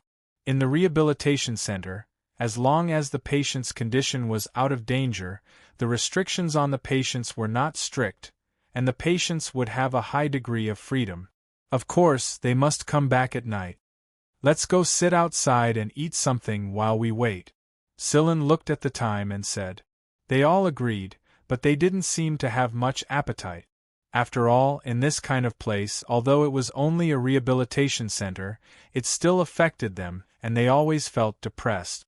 Area 16 had a dedicated F&B department, but it wasn't time to eat now, so there weren't many people there. Silen and his group found a big table near the woods and ordered a few dishes to eat first. They chatted for a while, and a person came to a small round table not far away. To be exact, it was a tall beauty, and her long hair was casually tied into a bun at the back. Her facial features were a little deep, and the corners of her eyes were slightly raised. She always looked like she was smiling, and she didn't have the kind of weakness that ordinary women had. She had a heroic spirit, and she was quite imposing. She wore a white medical coat, and she didn't look like a nurse, but more like a doctor. Wow, an angel in white, Xiao Shang said sneakily. Not a bad figure, Carrie and the others agreed. The angel in white also looked up at Silen and his group. Without any extra expression, he retracted his gaze, sat down, and reached into his coat pocket to take out a palm-sized white rabbit. The rabbit's ears were drooping, and it should be that breed. After the rabbit was placed on the table, it was still a little groggy, and it should have just woken up. After the angel in white put the rabbit down, he ordered some dishes from the service robot that flew over. Not long after, the service robot sent the dishes to the table. In fact, there were only 3 plates that were sent to the table. A plate of fresh carrots, white radishes, red radishes, and other radishes, a plate of simple mixed grain buns, and a large plate of beautifying pig's trotters that shouldn't be called a basin. They didn't know what breed of pig it was, but one of its trotters was like a watermelon. There were at least 8 trotters on the plate, and they were covered with sauce. It should have been very beautiful, but Silen and the others felt like their stomachs were cramping. After seeing the plate of radishes, the rabbit was full of energy, and happily jumped to the side of the plate and started eating. Her small teeth and her trademark 3-petaled mouth were grinding, and she ate with great enthusiasm. As for the angel in white, he picked up a mixed grain buns and ate them in one bite. Then, he took out his knife and fork and started eating the large beautifying pig's trotters. It had to be said that the angel in white's fingers were very beautiful, and using the knife had become a kind of art. She used the knife nimbly and neatly cut off the meat from the large pig's trotters.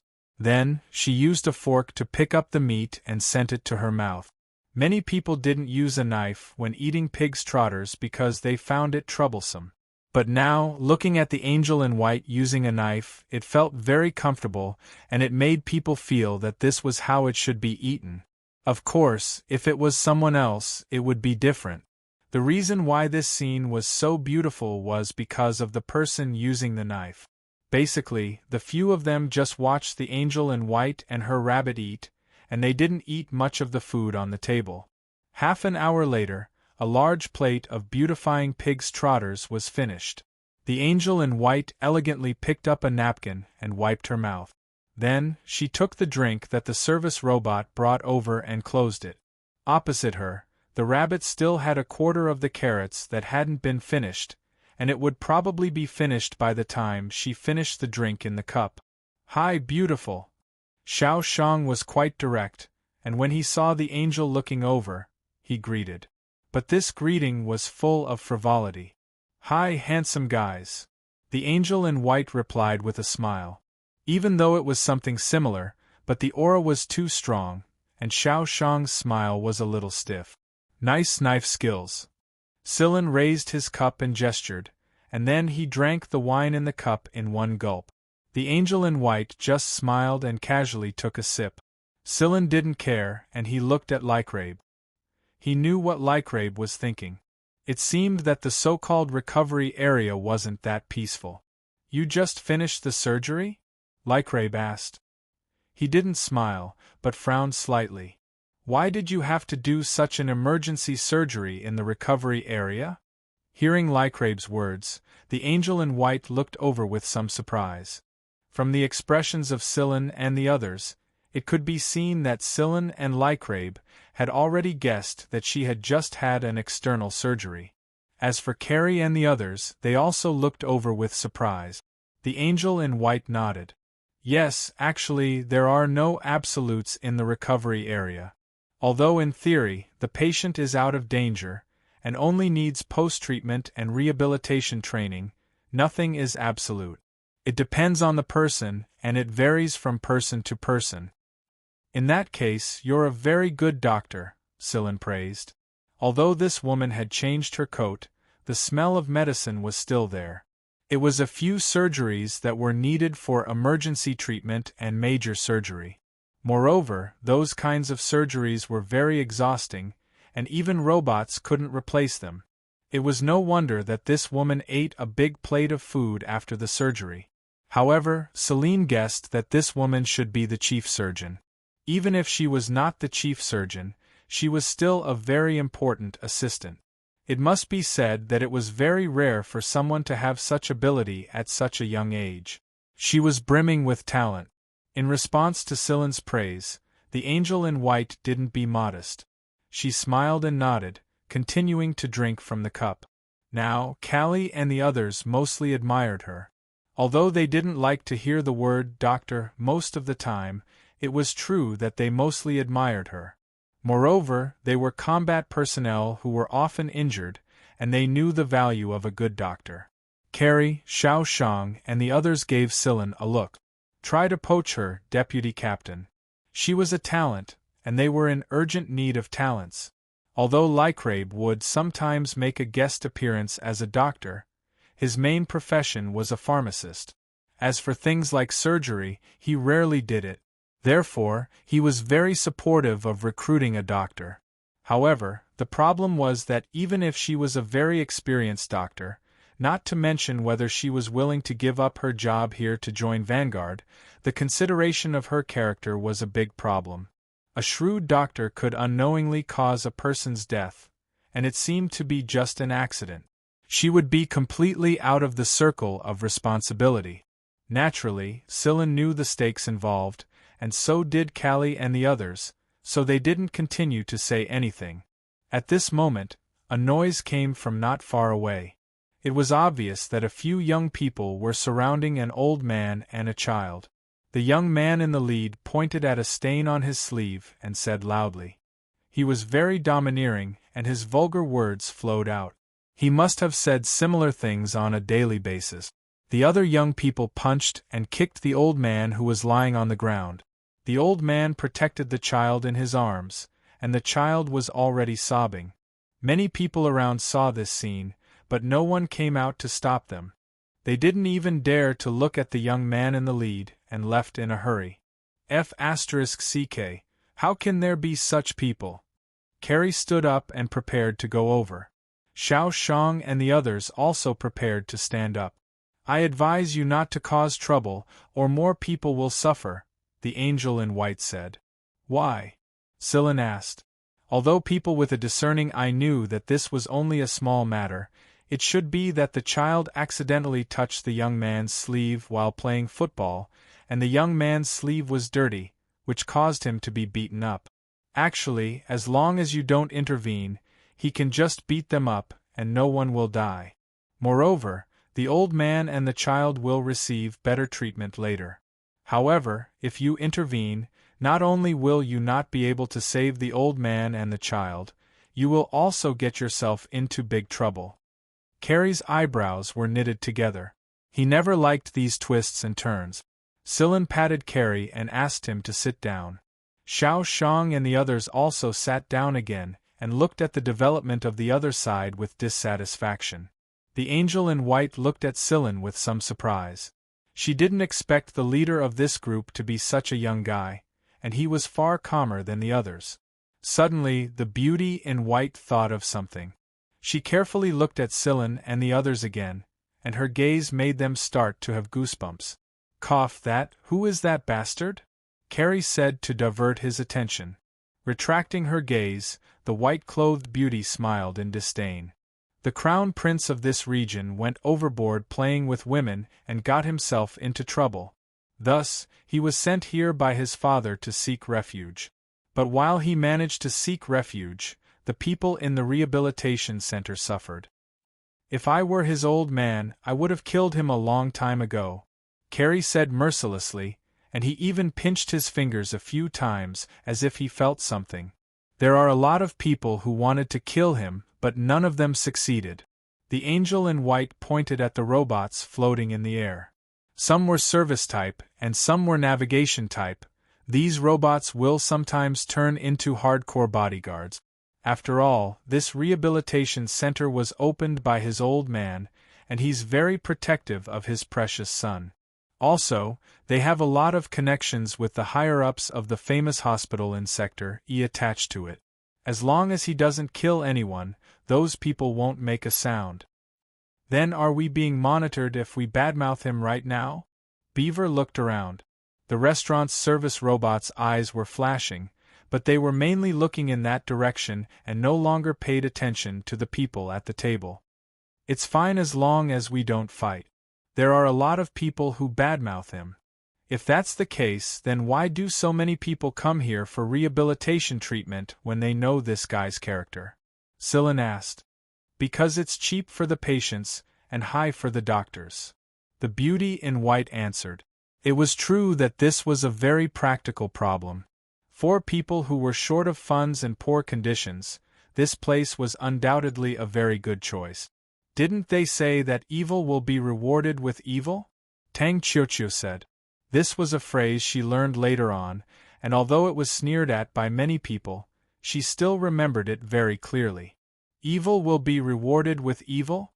The beauty in white smiled, but the meaning in her eyes was unclear. She said in a low voice, maybe. The beating was finally over, and an old man and a young man were carried away by a few medical staff. According to the beauty in white, they would receive better treatment for free. The young leader was still cursing. He accepted a cup of water from his lackey and gulped it down abruptly. However, because he drank too quickly, he choked.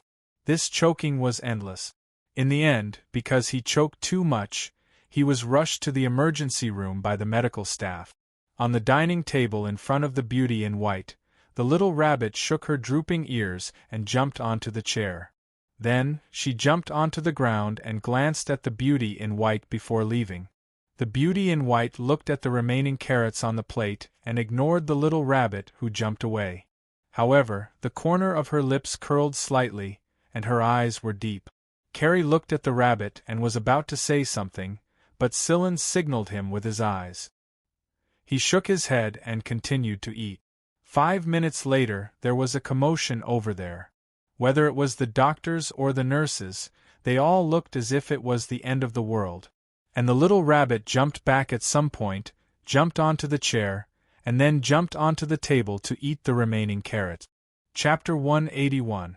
Many doctors in white uniforms rushed over from other areas of the rehabilitation center. Their foreheads were covered in sweat, but they didn't even bother to wipe it off. They rushed into the rehabilitation center in a much more urgent manner than usual. A few young nurses were so anxious that they cried. The building was probably packed with people. Some of the doctors and nurses who didn't manage to squeeze in were pacing around anxiously. They looked inside from time to time and asked the people around them. What happened over there? Carrie asked. The few of them looked at the beauty in white. The question was directed at her. However, the beauty in white shrugged, indicating that she didn't know either. Sillin and the others looked at the beauty in white with a strange expression. Then they looked at the rabbit that was chewing on a carrot. They had a feeling that they knew something. Huimao stared at the white rabbit on the table not far away. He could confirm that this small white rabbit was indeed similar to a normal rabbit. Its physique could only be considered healthy, but it wasn't super quality like Shueqiu. There was also no abnormal energy fluctuation on its body. In conclusion, this was a normal lop-eared rabbit. However, this fellow that was no different from a normal rabbit gave Huimao a strange feeling. He couldn't explain why, but it was extremely strange. Silen also looked at the rabbit on the table. If he wasn't mistaken, the rabbit's eyes were still a little red when it came back. It only slowly turned black when it jumped onto the chair. This rabbit was definitely related to what happened over there. However, since the beauty in white didn't admit it, they wouldn't ask further. 10 minutes later, an aircraft flew over. It even knocked off a corner of the building without anyone saying anything. Then, a long canister was carried out from the building's facade. Silen and the others only saw the canister being carried up. However, there were many people blocking the way, so they couldn't see what exactly it was. "What is that?" Xiaoshang asked. The beauty in white didn't explain. Instead, it was Lycrabe who explained it. In layman's terms, it's a device that can seal a dying person inside while maintaining the state they were in before they were sealed. Sometimes, when the injured person isn't in a place that has rescue drugs or equipment, and the doctors are at their wits' end, they will seal the injured person in a canister like this and transport them to a suitable place for subsequent rescue. "So, there's a dying person in the tube?" Carrie asked. Lycrabe looked at the aircraft in the distance. "Could be a dying person, or it could be someone whose heart stopped beating not long ago." "Then, could it be?" Xiaoshang saw the service robot that had just left came back into the shop. He didn't finish his sentence, but gave it a look. Everyone knew who Xiaoshang was referring to. The young man who had been arrogant and domineering was sent in after choking on his water. As they were talking, Silen caught a glimpse of a figure. "Diaz is coming." Where? Hearing Silen's words, Carrie and Xiaoshang stopped discussing and quickly looked around. Two people walked over from afar, a man and a woman, holding each other's arms. It was Diaz and Asha. "Vice Captain." "Ahem, Brother Diaz." Carrie smiled and changed the way he addressed them out of habit. He stood up and ran over. Carrie, Beaver, and the others went over to greet them. Silen added a few dishes suitable for recovering patients and added a few stools. "Long time no see." Diaz came over and gave Silen a big hug. "I went out for a stroll and missed you." The broken arm had already been redirected and differentiated, and the recovery was going well. There were a few ways to regrow a severed arm. One could use the body's specific tissue cells to carry out tissue culture, complete the formation of an arm outside the body, and then reattach it with surgery. There was also in situ polycloning, but those were all induced outside the body. In order to achieve the perfect reconstruction of the arm, Lung chose the most painful method, which was the directional differentiation of the main body. During the core therapy, Diaz's severed arm would undergo directional induction. In order to accurately induce the shape of the arm, anesthesia could not be injected. The main body would have to endure all the pain brought about by the induction. Not everyone could endure that kind of pain, so many people preferred to go for external induction. However, the directional induction of the main body would allow the new arm to be more compatible with the main body. As a hunter, it was obvious that Diaz would benefit from this method. Silen gave a thumbs up. "True man." Carrie, Beaver, and Xiaoshang also agreed. True man. However, no matter how one looked at them, their gazes were extremely perverted. They were still scanning back and forth between Diaz and Asha. After Asha glared at them with a straight face, they finally became more serious. However, Asha's face was obviously flushed. Even though she was keeping a straight face, she did not have her usual imposing manner anymore. When Asha was not paying attention, the others winked at Diaz with an expression that said, we all know. Io, my dear little sugar ball, I missed you so much. Dias picked up Tang Chiochio and tossed her up. This is really a bear. I thought it was a bear-shaped backpack. Dias looked at Shuecho, who was on Tang Chiochio's back. He smiled and reached out his hand to rub Shuecho's head and pinched its round ears. It feels good. I wonder how much food did it eat to get this fat? Shuecho grinned. Hello, big brother Dias. This time, Dias and Asha were shocked. Even the beauty in white looked at it curiously. It could actually talk. This made Shuecho's grin even wider. Don't be fooled by this guy's face. He's actually a bad guy, as bad as the Mientuan. Carrie sneered. The Mientuan opened its mouth and jumped on Yudi's shoulder. It seemed to be refuting Carrie's words, but Carrie ignored it. Therefore, when Carrie picked up the spoon to scoop up the meatball, the Mientuan popped out its long tongue and snatched the meatball away. After eating it, it smacked its lips and hid behind Beaver's neck to show off to Carrie. Diarrhea, you'll die, Carrie said angrily. However, the Mientuan was a variant of the chameleon species. It had no fear of raw or cooked meat. Otherwise, it wouldn't have encouraged Wee Mao and the rest to pry open Carrie's storage cabinet. Silen then introduced Yudos, Lycrabe, and Chifeng to Dias. Dias was very satisfied, sincerely satisfied. People who could satisfy Dias gave Beaver and the rest a reassurance. Alright, let's sit down and talk. Boss, if there's anything else you want to eat, just order it. I'll pay for it today. Silen smiled. Yeah, brother, sister-in-law, what do you want to eat? Before Carrie could finish his sentence, Asha glared at him with a red face. Although Carrie didn't say anything, he was still smiling.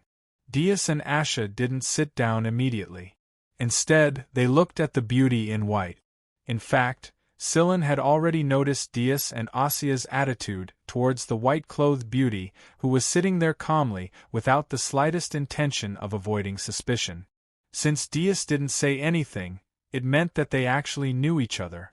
Sure enough, Dias smiled and pointed at the beauty in white.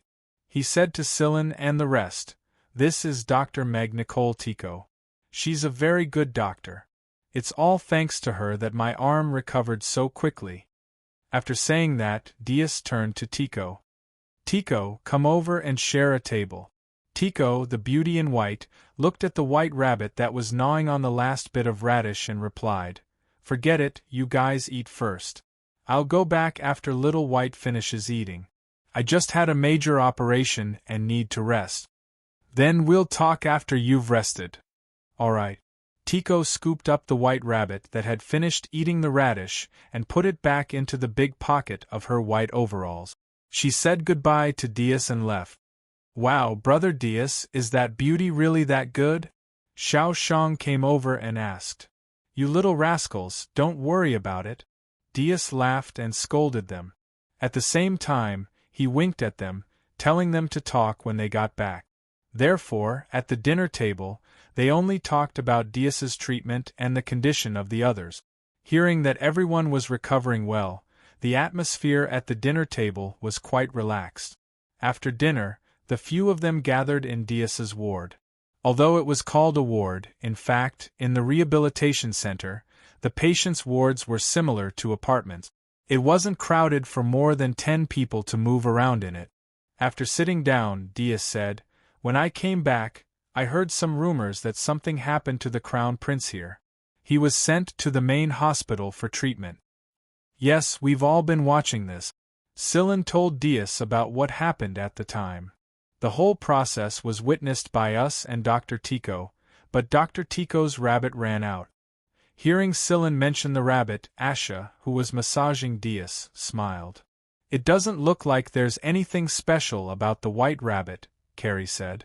He was mainly thinking about the rabbit's appetite. The radish on the plate was not much, just a little bit, not even enough to fill the gaps between Shuecho and Huemao's teeth. However, the rabbit ate for so long. This should be the appetite of a normal rabbit, right? The others also opened their ears to listen. "If that's the case, the Crown Prince definitely won't survive," Dias said with certainty. "Oh." Scylla was very curious about this. Just like Wheeze, he couldn't tell what was so strange about the rabbit. In terms of physique, the rabbit was different from an alien beast. It couldn't even jump a meter high, and it couldn't withstand blades, spears, or clubs. However, Scylla just felt that the rabbit was very strange. Dias was silent for a while, then said, "You all know that I'm an atheist, but there are some things in this world that science can't explain. Maybe the current technology hasn't reached the level to explain the causes, but no matter what, there are some things about the rabbit that are difficult to explain. So supernatural." The few of them were even more curious. Huimao, who was lying on top of Scylla, sat up, his ears perked up. Dias didn't explain directly. Instead, he asked, "In the myth of creation, there was a guardian mentioned. Do you know about it?" Scylla nodded, but Chifeng, Huimao, and Shueqiu didn't know about it. Looking at Yudo's and Tang Qiuqiu's expressions, he didn't understand either.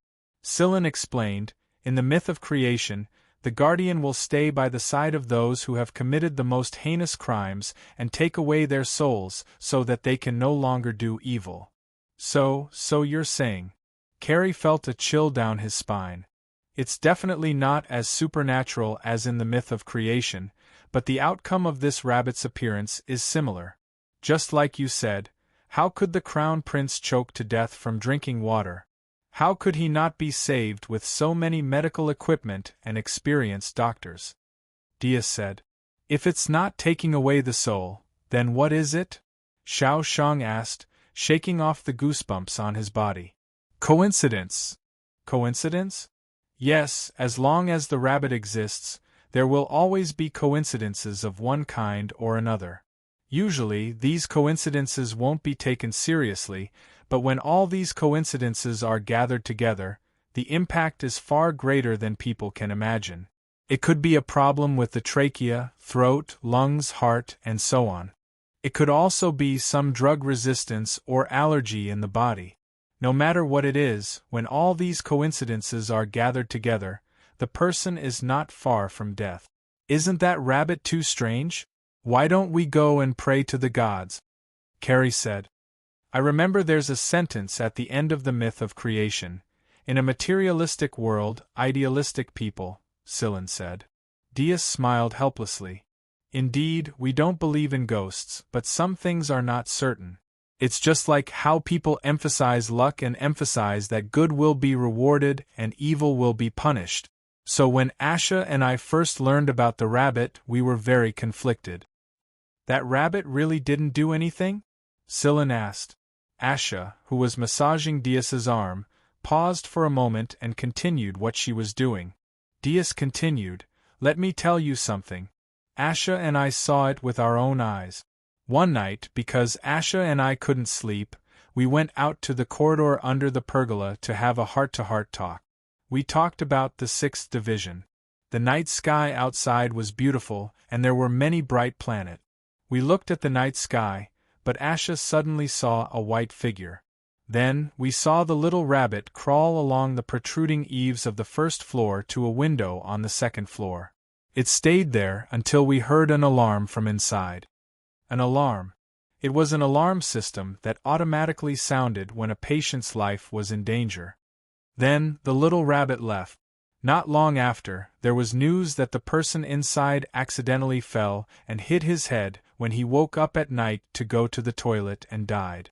Throughout the whole process, the rabbit didn't come into contact with the person at all. After that, we got closer to Tico and learned more about the rabbit. A chill ran down Scylla's spine as he listened to Dias' words. It was really just a rabbit, a weak rabbit that anyone could pinch to death. But wasn't this too strange? "Then, the person inside is also a bad guy?" Scylla asked. "Indeed, he deserves to die," Asha said. Even Asha, who usually didn't like to talk, said so. It was definitely not a normal bad guy. Big brother, do you think people like us who have killed countless souls will attract the attention of that rabbit?" Carrie could feel the hairs on his body stiffening. Dias said unhappily, "Aren't I the same? But I haven't seen the rabbit do anything for a long time." Other than Carrie, The others all heaved a sigh of relief. So, I think the rabbit has its own judgment. Just like the beast demon in the myth of creation. Beast demon? Carrie had a strange expression on his face. I've never seen a beast demon, but I know a few that are similar. Carrie pointed out. Hui Mao, Miantuan, Shueqiu, and Qifeng all looked at Carrie. Carrie felt the hair on his body stand on end. Let's not talk about the rabbit. Sillin pulled everyone back from their thoughts and asked Dias. Actually, Big Brother Dias, you're saying this for another reason, right? Dias nodded approvingly. The reason why I'm telling you all this is so you can understand Tico and the rabbit around her better. Don't be surprised or say something inappropriate when the time comes. If everything goes according to plan, Tico will be one of us soon. Oh, we're finally going to have a beauty in our team. Xiao Shang cried. Hearing Dias's words, everyone was elated. Not only did they have another eye-catching beauty, but this beauty was also a doctor, a young but experienced doctor. This was a good thing for the entire 6th Division. A good doctor was harder to find than a good combatant. Logically speaking, with Dr. Tico's ability, she should be earning a good salary here, right? Why did she leave to join the hunter group? Sillin asked. They had always believed in Dias's judgment. Dias's judgment of people was not something that could be explained by science. Sometimes Dias would get lost, but he was very good at reading people. Sillin was actually not interested in the reason why Tico joined the hunter group, but just because he did not care did not mean that the others did not care. He only asked this question to clear everyone's doubts so that they could get along better in the future. She doesn't want to stay here anymore. We discussed this in detail after we came here for treatment and met Tico. I won't go into details about what happened in the middle. She seems to be a little tired of this place, and said that she would rather be a hunter. However, Tico said that she wanted to give it a try first. If she thinks it's okay, she will officially join. Isn't our team lacking doctors? Lycrabe's main profession is a pharmacist, and with Tico, it'll be even better. By the way, how's our team's combat power right now? Not bad. Everyone is improving, and there's a new member joining us. Besides, that white fatty isn't just for show. It would be strange if his combat power didn't increase, Sillin said. As expected, you are more suitable for that position than I am. Dias patted Sillin's shoulder and said sincerely, with you around, I can relax a lot. During his time as the sole vice-captain, Dias had always been depressed. In fact, not long after he became the vice-captain, he knew that he was not suitable for the position. He had been looking for a suitable candidate until Sillin joined the 6th team. Hey, Carrie, what are you laughing about? Dias laughed and kicked Carrie, who had his head lowered and was laughing. About that, I was thinking, after Dr. Tico joined us, Rabbit joined us too. If that's the case, then, let me give you an example. Let's say the enemy's sniper was going to shoot you in the heart, but his hand twitched and he missed. Carrie said happily. Everyone fell silent. Chapter 182. The other members of the 6th Division, who came to Sector E with Dias for treatment, also sent messages one after another. They said that they would gather at this planet's port in a day and return to Sector K together. After chatting with everyone for a while, Dias called Sillin to find Tico. The others rested in Dias's ward, and Asha went to handle the paperwork to leave the rehabilitation center. Dias had become much more restrained after he became friends with Asha. He was no longer as frivolous as before, at least on the surface. He did not wink or whistle when he saw a beautiful nurse. He looked like a gentleman. You've become much more restrained. Sillin teased. Cough, it can't be helped. People with families are helpless. That was what he said, but Dias had a smug look on his face. Smug my ass. Sillin shot him a disdainful glance and continued, if that's the case, when are we going to hold a proper wedding? We may be in a relationship now, but it's not good without a title. Asha's culture should value this a lot, right? When the time comes, we can call her sister-in-law. Yes, that's a must. But Asha is alone, and my brother is the only direct relative I have. After some discussion, we decided to hold the ceremony at the 6th Division's base in Vanguard's headquarters. Diaz sighed and continued, although I lost my arm because of Asha, Asha has been by my side all this time, especially during the core treatment. I couldn't even move for many days, and Asha was the one who took care of me. She didn't mind it and took care of me personally. You see, for people like us who are constantly on the edge of danger, it's enough to have someone take care of us all the time. I have my own reasons for not wanting to be a lieutenant commander, but Asha did give up the position because of me. Before this, I was planning to accompany her to the famous scenic spots of the various sectors after our wedding. I've seen the little garden you and Chioccia went to, and I really want to go. But now the plan has to change. Asha's idea is to at least wait until the situation has completely stabilized, and only then will there be a chance. We can't take any risk. Silen nodded.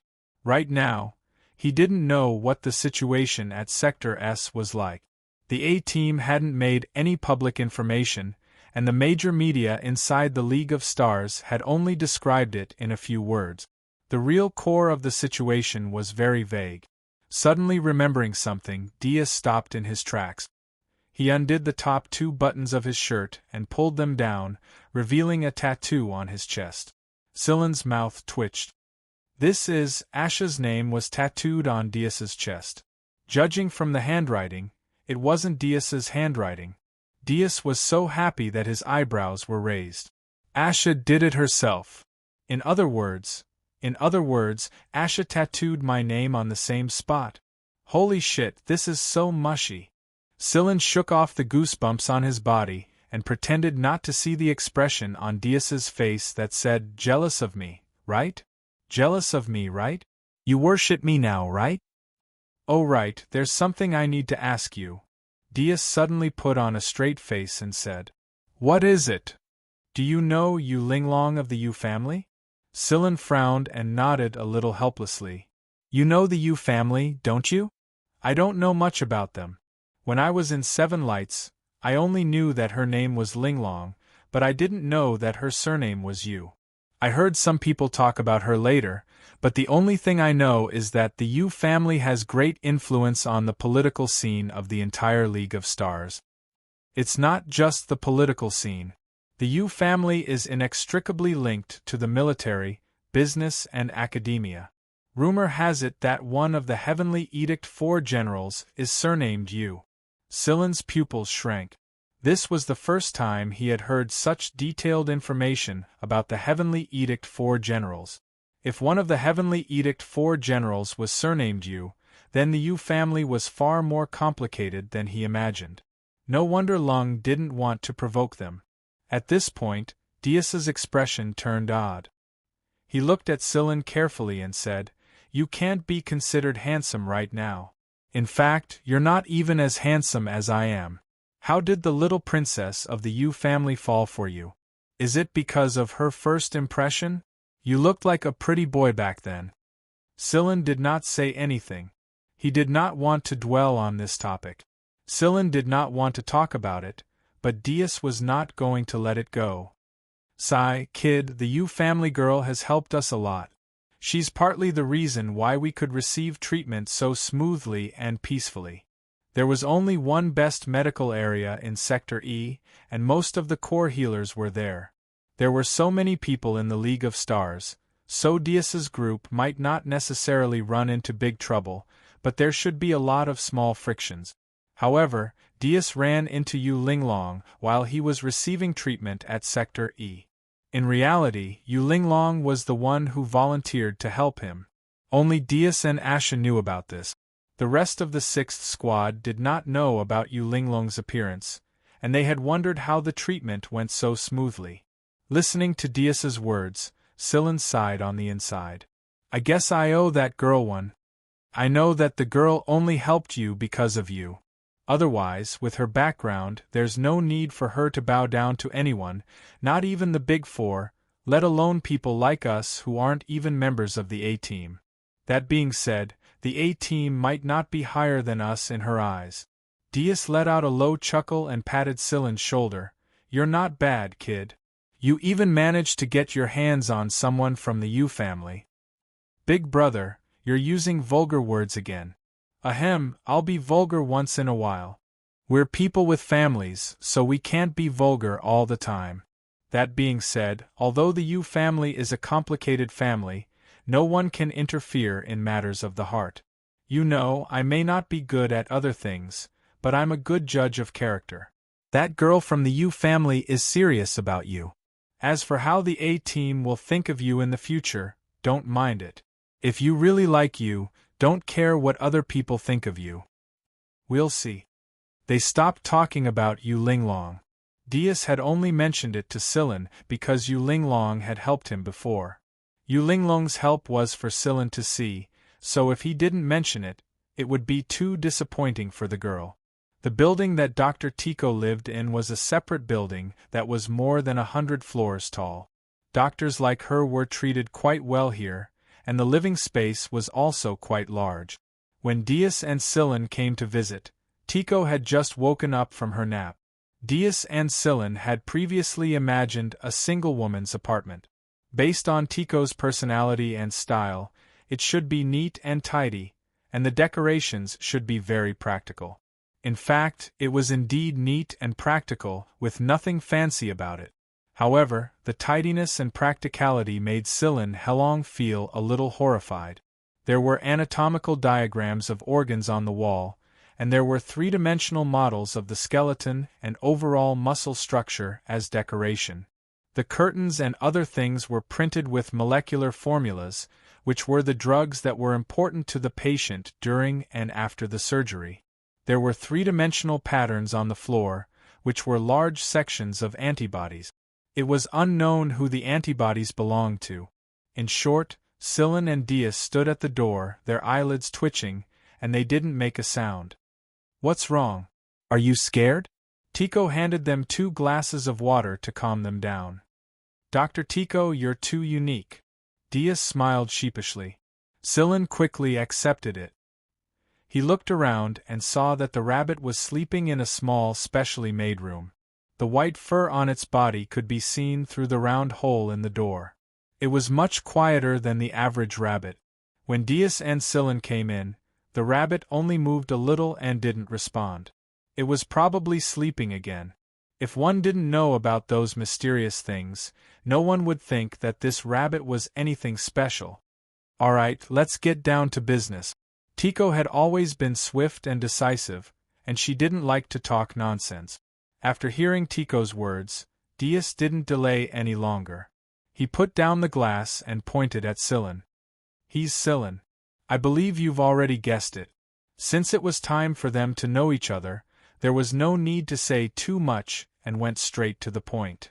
Dr. Tico, Brother Diaz has already told me about your situation, but before you make a decision, I'd like to make a few points clear. Tico looked at Silen and didn't say anything, waiting for him to continue. In a hunter regiment, especially a B squadron like ours that is still developing, even the best doctors don't get much of a fixed salary. Everyone in the regiment has a fixed salary, and most of them rely on their characters to earn it.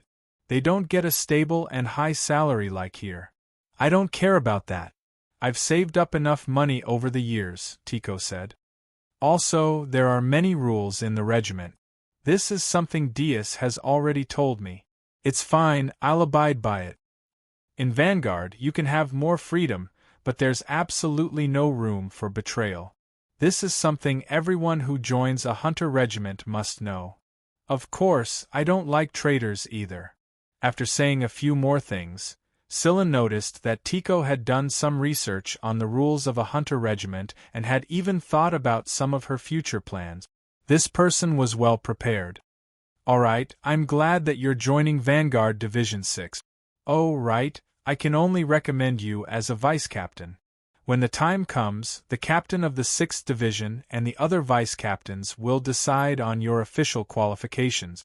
Also, there will be a few other squads that you'll have to choose from. I'll choose you. I'm quite satisfied with your squad, Tico said with a smile. And Whitey will have a companion. Their squad had the most animals in the 6th Division, and none of them were simple animals. Someone once joked that in the 6th Division, it was better to offend the humans than the animals there. Then there's nothing else, Scylla said and looked at Dias. Dias shook his head, indicating that he had nothing else to add. When are you leaving? Tomorrow. After explaining the meeting time and arrangements, Tycho promised that she would be there on time. There was no way Tycho was going to openly travel with Dias and the others here. If he left with them after resigning, then his men would definitely have objections and might even cause trouble for him.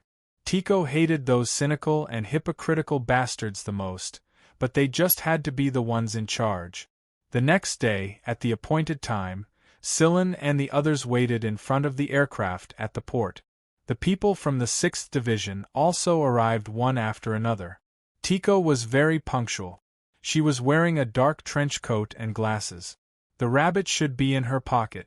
After confirming that everyone had arrived, Scylla asked Beaver and the others to start the aircraft and prepare to leave. Not long after Scylla's aircraft left, a person stood at the port not far from where their aircraft had been parked. At the same time, he turned on his communicator and said, "Tell Miss that they've left safely. You'll be responsible for the rest."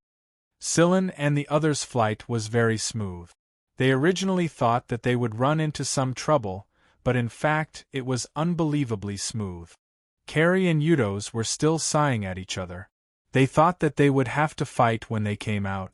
Even if they ran into some small fry, it would still be good.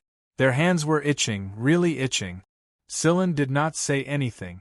Dias and Asha did not continue the topic either. They discussed the possible future plans of the 6th Division with everyone else. Huimao lay on Scylla's shoulder and swept Scylla's face with his tail. "What's wrong? Are you pretending to be deep?" Scylla carried Huimao down from his shoulder and placed him in his arms. Huimao was about to continue asking questions, but Scylla's scratching of his chin made him feel very comfortable. He let out a purr and rubbed his head, feeling sleepy. Scylla scratched Wheeze's chin. "You're thinking about something." The smoother their trip was, the stronger the Yu family was. Although Yu Linglong might not be able to mobilize a lot of forces, it was enough for them to pass through Sector E. In fact, it wasn't just Sector E. Their journey from Sector E to Sector K was very smooth. They did not run into any unusual situations. Sometimes the border between sectors was pretty chaotic. At the very least, there were robbers, and as long as they didn't look like a big force, a single spaceplane or carrier could be intercepted. But this time, they clearly saw 2 starships approaching them with bad intentions, but they left soon after. This caused Carrie to sigh for a long time. In fact, it wasn't just Carrie. A lot of people who were receiving recovery treatment were itching to do something. After all, they had been idle for a long time, and it was only natural that they were itching to do something. Dias and Asha had lectured them about their mood. This was a critical period, so why the hell were they itching to do something? If they really were itching to do something, then they could go spar with the other squads after they returned to Sector K. Chifeng and Shueqiu didn't think it was a pity. They didn't feel much if they didn't run into a chaotic battle. This was their first time participating in a mission, and although they felt that the mission was dangerous at first, they felt that it was relatively easy later on. Still, they couldn't help but be excited. Just look at how Chifeng was wagging his tail, and it was obvious just how happy he was. After returning to Sector K and the stronghold without a hitch, the people who received medical treatment were all very excited. They immediately went to catch up with their friends after they returned. There were a lot of people who were shocked by Scylla's easy mission. When they saw that there wasn't even a big scratch on the spaceplane, they knew that this trip was one hell of a stroke of luck. However, before Scylla could discuss Dr. Tycho's problem with the lieutenant commanders, a communication call from the A Squadron summoned him away. "What's wrong? Who told you to go over?" Dias asked. After a moment of silence, Scylla answered, "Nada. Nada, the former commander of the 3rd B Squadron. He was arrested during the incident 50 years ago and imprisoned in Sector S's prison. Since Nada was already at the A Squadron's stronghold, it meant that the people at Sector S had completed their mission well and brought Nada back safely. Nada, the person who had a deep relationship with Engi and Komunidin. Why did he come looking for him the moment he returned from Sector S? With Silen's current status as a lieutenant commander, he couldn't enter the A Squadron's stronghold without a pass. Therefore, Nada had told him that Falvi would be coming to fetch him. As Nada's son and the current commander of the 3rd B Squadron, Falvi had the same right of passage as Schotten. Falvi flew a plane over, and there was A Squadron's emblem on it. Nada was probably the one who had the right to move a plane like this. When they saw Falvi, some of the 6th Squad people were shocked. Everyone knew about the squad leaders of Vanguard, not to mention that Falvi never had a good attitude towards the people of other squads. In fact, Falvi's face was pretty expressionless to begin with, and wearing the title of a squad leader made him look very mature and authoritative. However, according to the people of the 3rd Squad, Falvi treated them pretty well.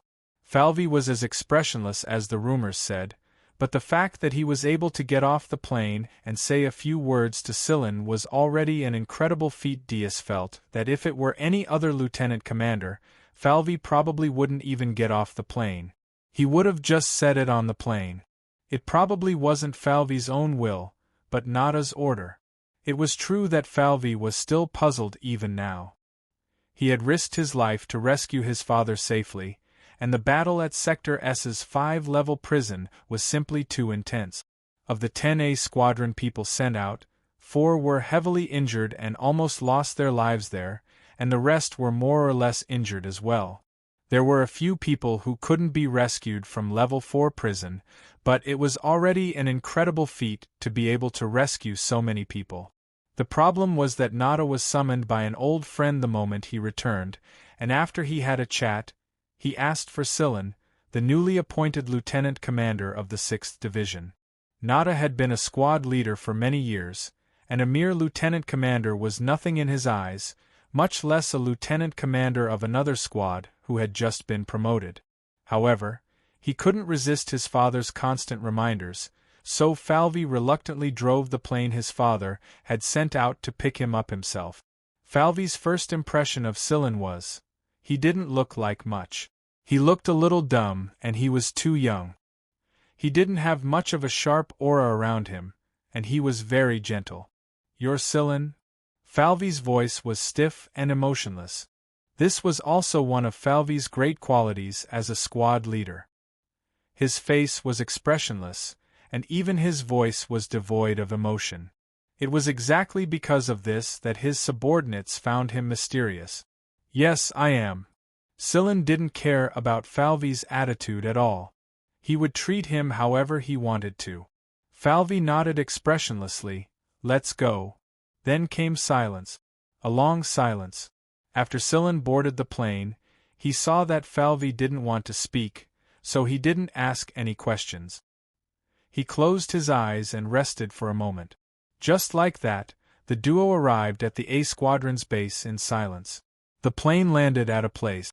This wasn't the place Silen had come to last time, but according to the authority level, this place was a little higher.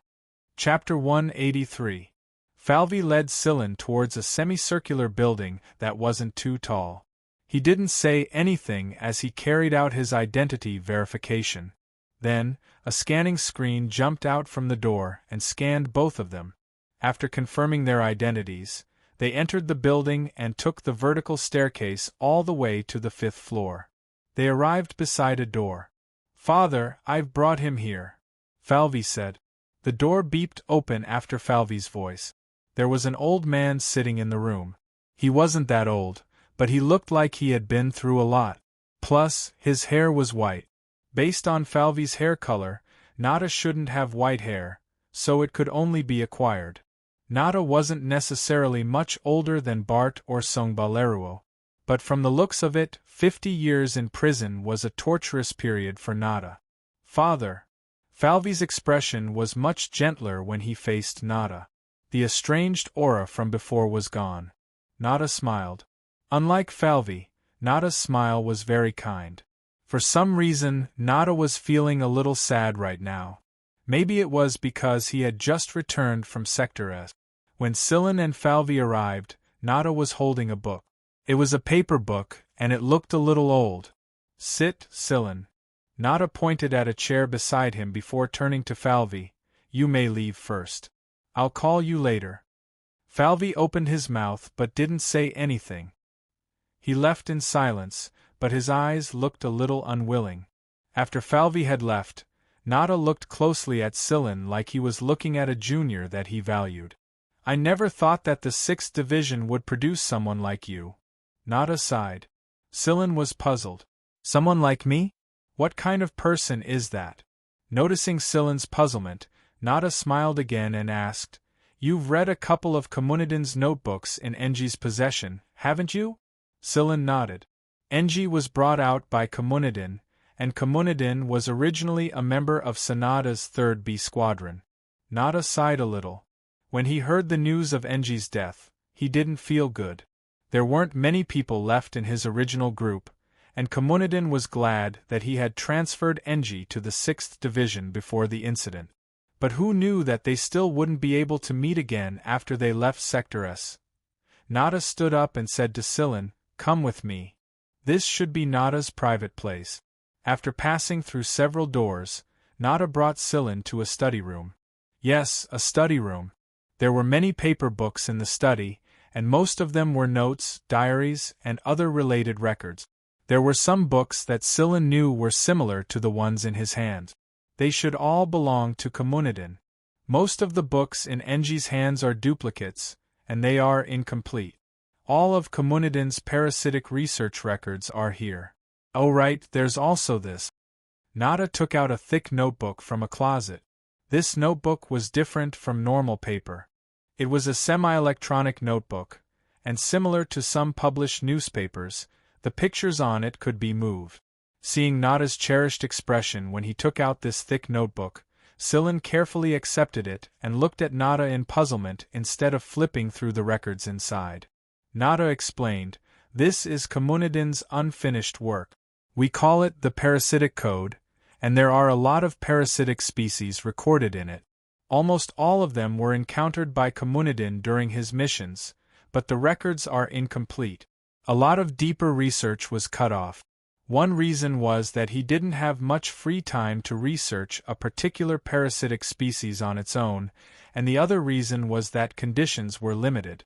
Many people, including the original members of the 3rd B Squadron, did not think highly of Communidin's parasitic research. Everything stopped after the incident 50 years ago. Then what are you, Scylla? If you want to research these things, you can come and look at them whenever you need them. Although these things are classified as confidential by the regiment, and non-core researchers are usually not allowed to come into contact with them, most of the A Squadron's researchers are not involved in these projects.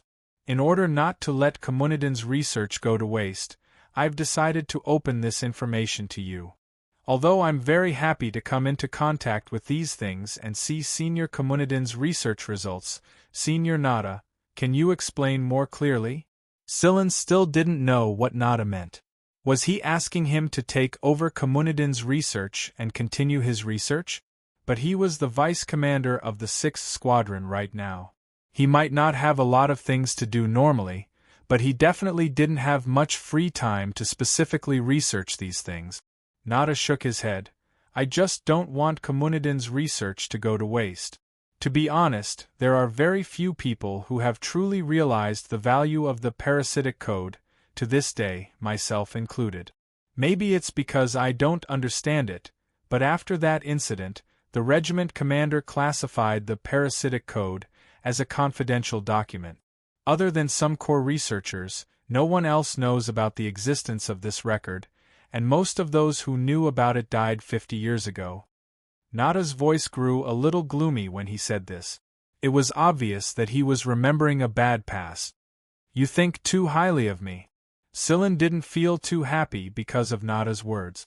Why would a man like Nada, who had just returned from Sector S, believe in Silen's abilities so much? It definitely wasn't because of Enji. Silen knew from Enji's diary that Enji didn't hold much weight in Nada's eyes. If it wasn't for Komunidin, then Enji wouldn't even enter Nada's eyes. Nada stroked a notebook and said slowly, "Although I'm no longer the commander of the 3rd B Squadron and have directly joined the A Squadron after my return, and logically speaking, I shouldn't care about these things anymore, Komunidin is a good friend of mine.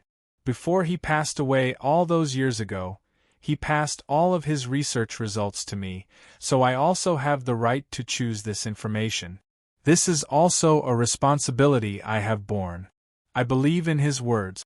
The things he valued so highly must be of extraordinary value. Even when I was in prison, I often thought about how to display the value of these things. After I came back, I learned about Vanguard's current situation, and I also learned about you, Silen. Both Bart and Songba Leruo communicated with me, and they knew that I pay more attention to the parasites. That's why they recommended you, Silen. However, it was only after I investigated that I realized that you're far more outstanding than I imagined." While saying this, Nada brought up a document. The information flashing on the light screen was very familiar to Silen. It was information about the 2 parasites used to eliminate Poison Fong back then, and it was a very detailed analysis. The A Squadron's Core Research Institute must have done in-depth research on the 2 parasites at the time, or they wouldn't have come up with such a detailed conclusion.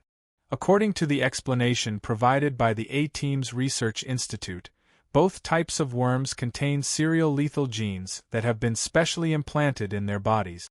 As long as one of the serial lethal genes is activated, the worm will die, and the activation point is determined by time. Yes, although the planet was filled with the parasites released by Silen and Huimao, the 2 parasites had a point of decline in their life cycle, and that point of decline was the moment when the lethal gene was activated. They would gradually die, and their colony would gradually decline towards extinction. Silen did not wish for the entire planet to become a nest of parasites, or Vanguard would have a hard time taking down the entire planet. Not everyone had a physique like Silen, and Huimao's rare species in the universe was even rarer. When he said this, Nada could not help but grin.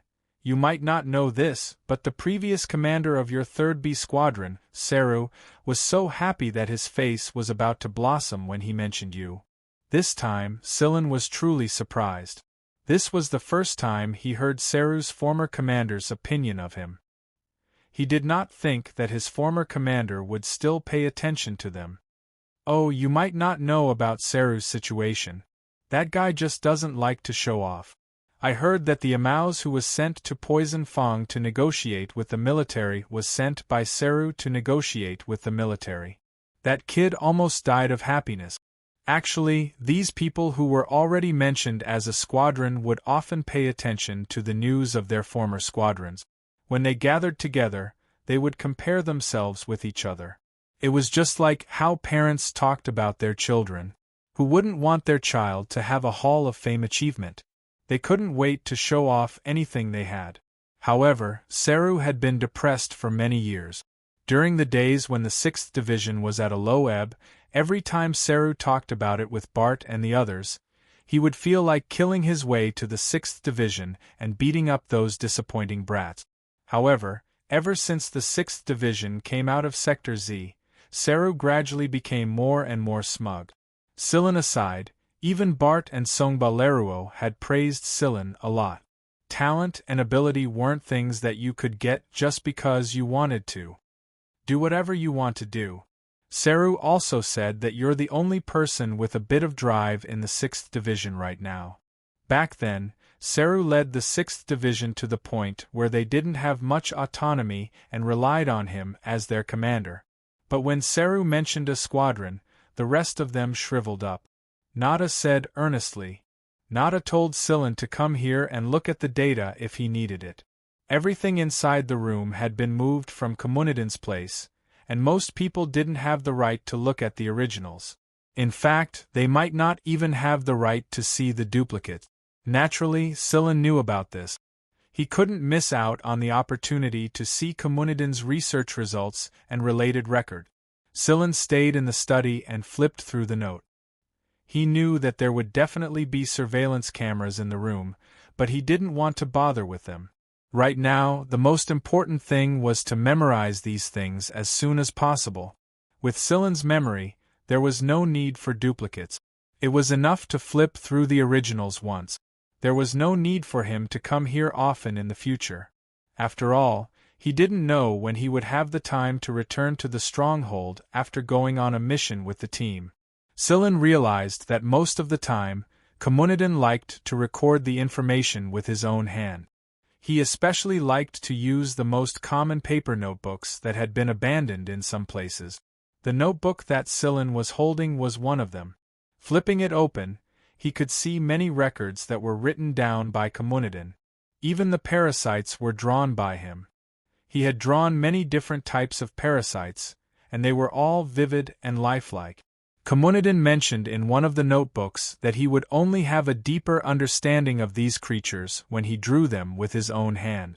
From there, he would be able to understand their possible weaknesses and related ecological characteristics. Although Silen knew that there were surveillance cameras in the room, he would never have thought that the people in front of the cameras were watching. "How much do you think he recorded?" someone asked. "I don't know." Nada shook his head. "This kid is amazing." The person could not help but laugh. "He's a good seedling, a rare seedling. It's rare to get such an evaluation from you, boss." The person that Nada called boss was the #1 leader of Vanguard, one of the 6 stars of Hunter, G. Fong.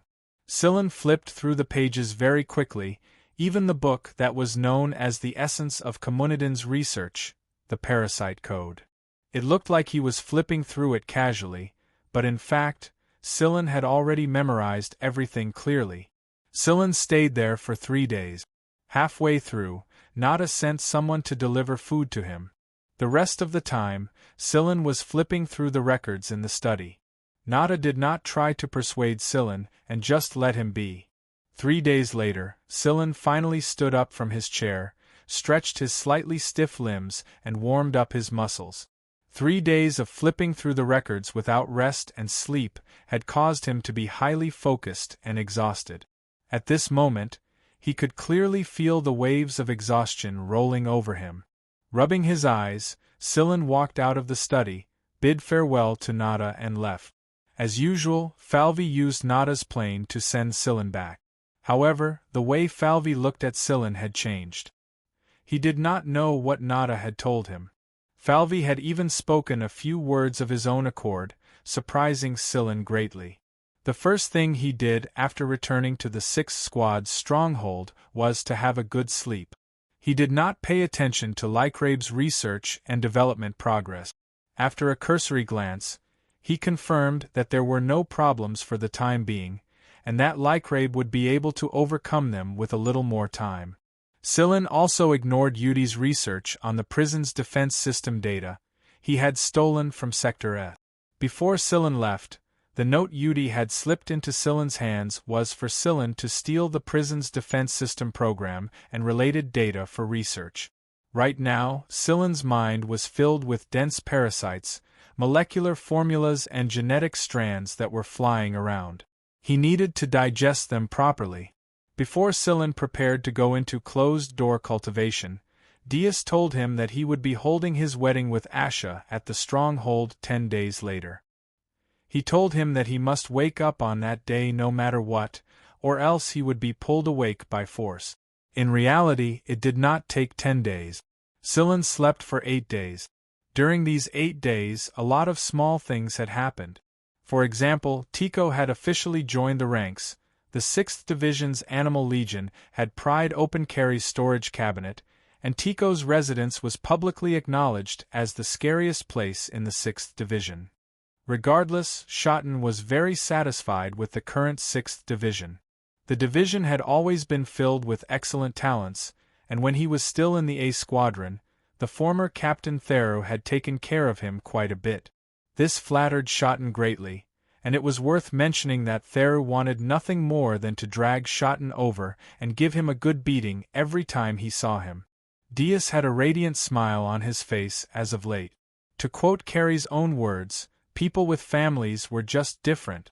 When they heard that Dias was getting married, old and new friends who could not attend the wedding specifically sent him their congratulations.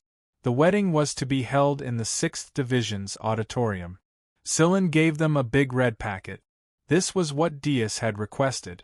He wanted something more practical and practical. Therefore, Scylla directly sent a 6-digit memory card over. Dias was so happy that his eyebrows almost floated up. On the day of the wedding, Dias was dressed very formally. He was in high spirits when it came to happy event.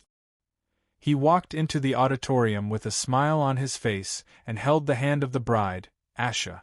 In front of them, the two little guys, Chifeng and Tang Qiuqiu, each carried a flower basket and scattered flowers along the way.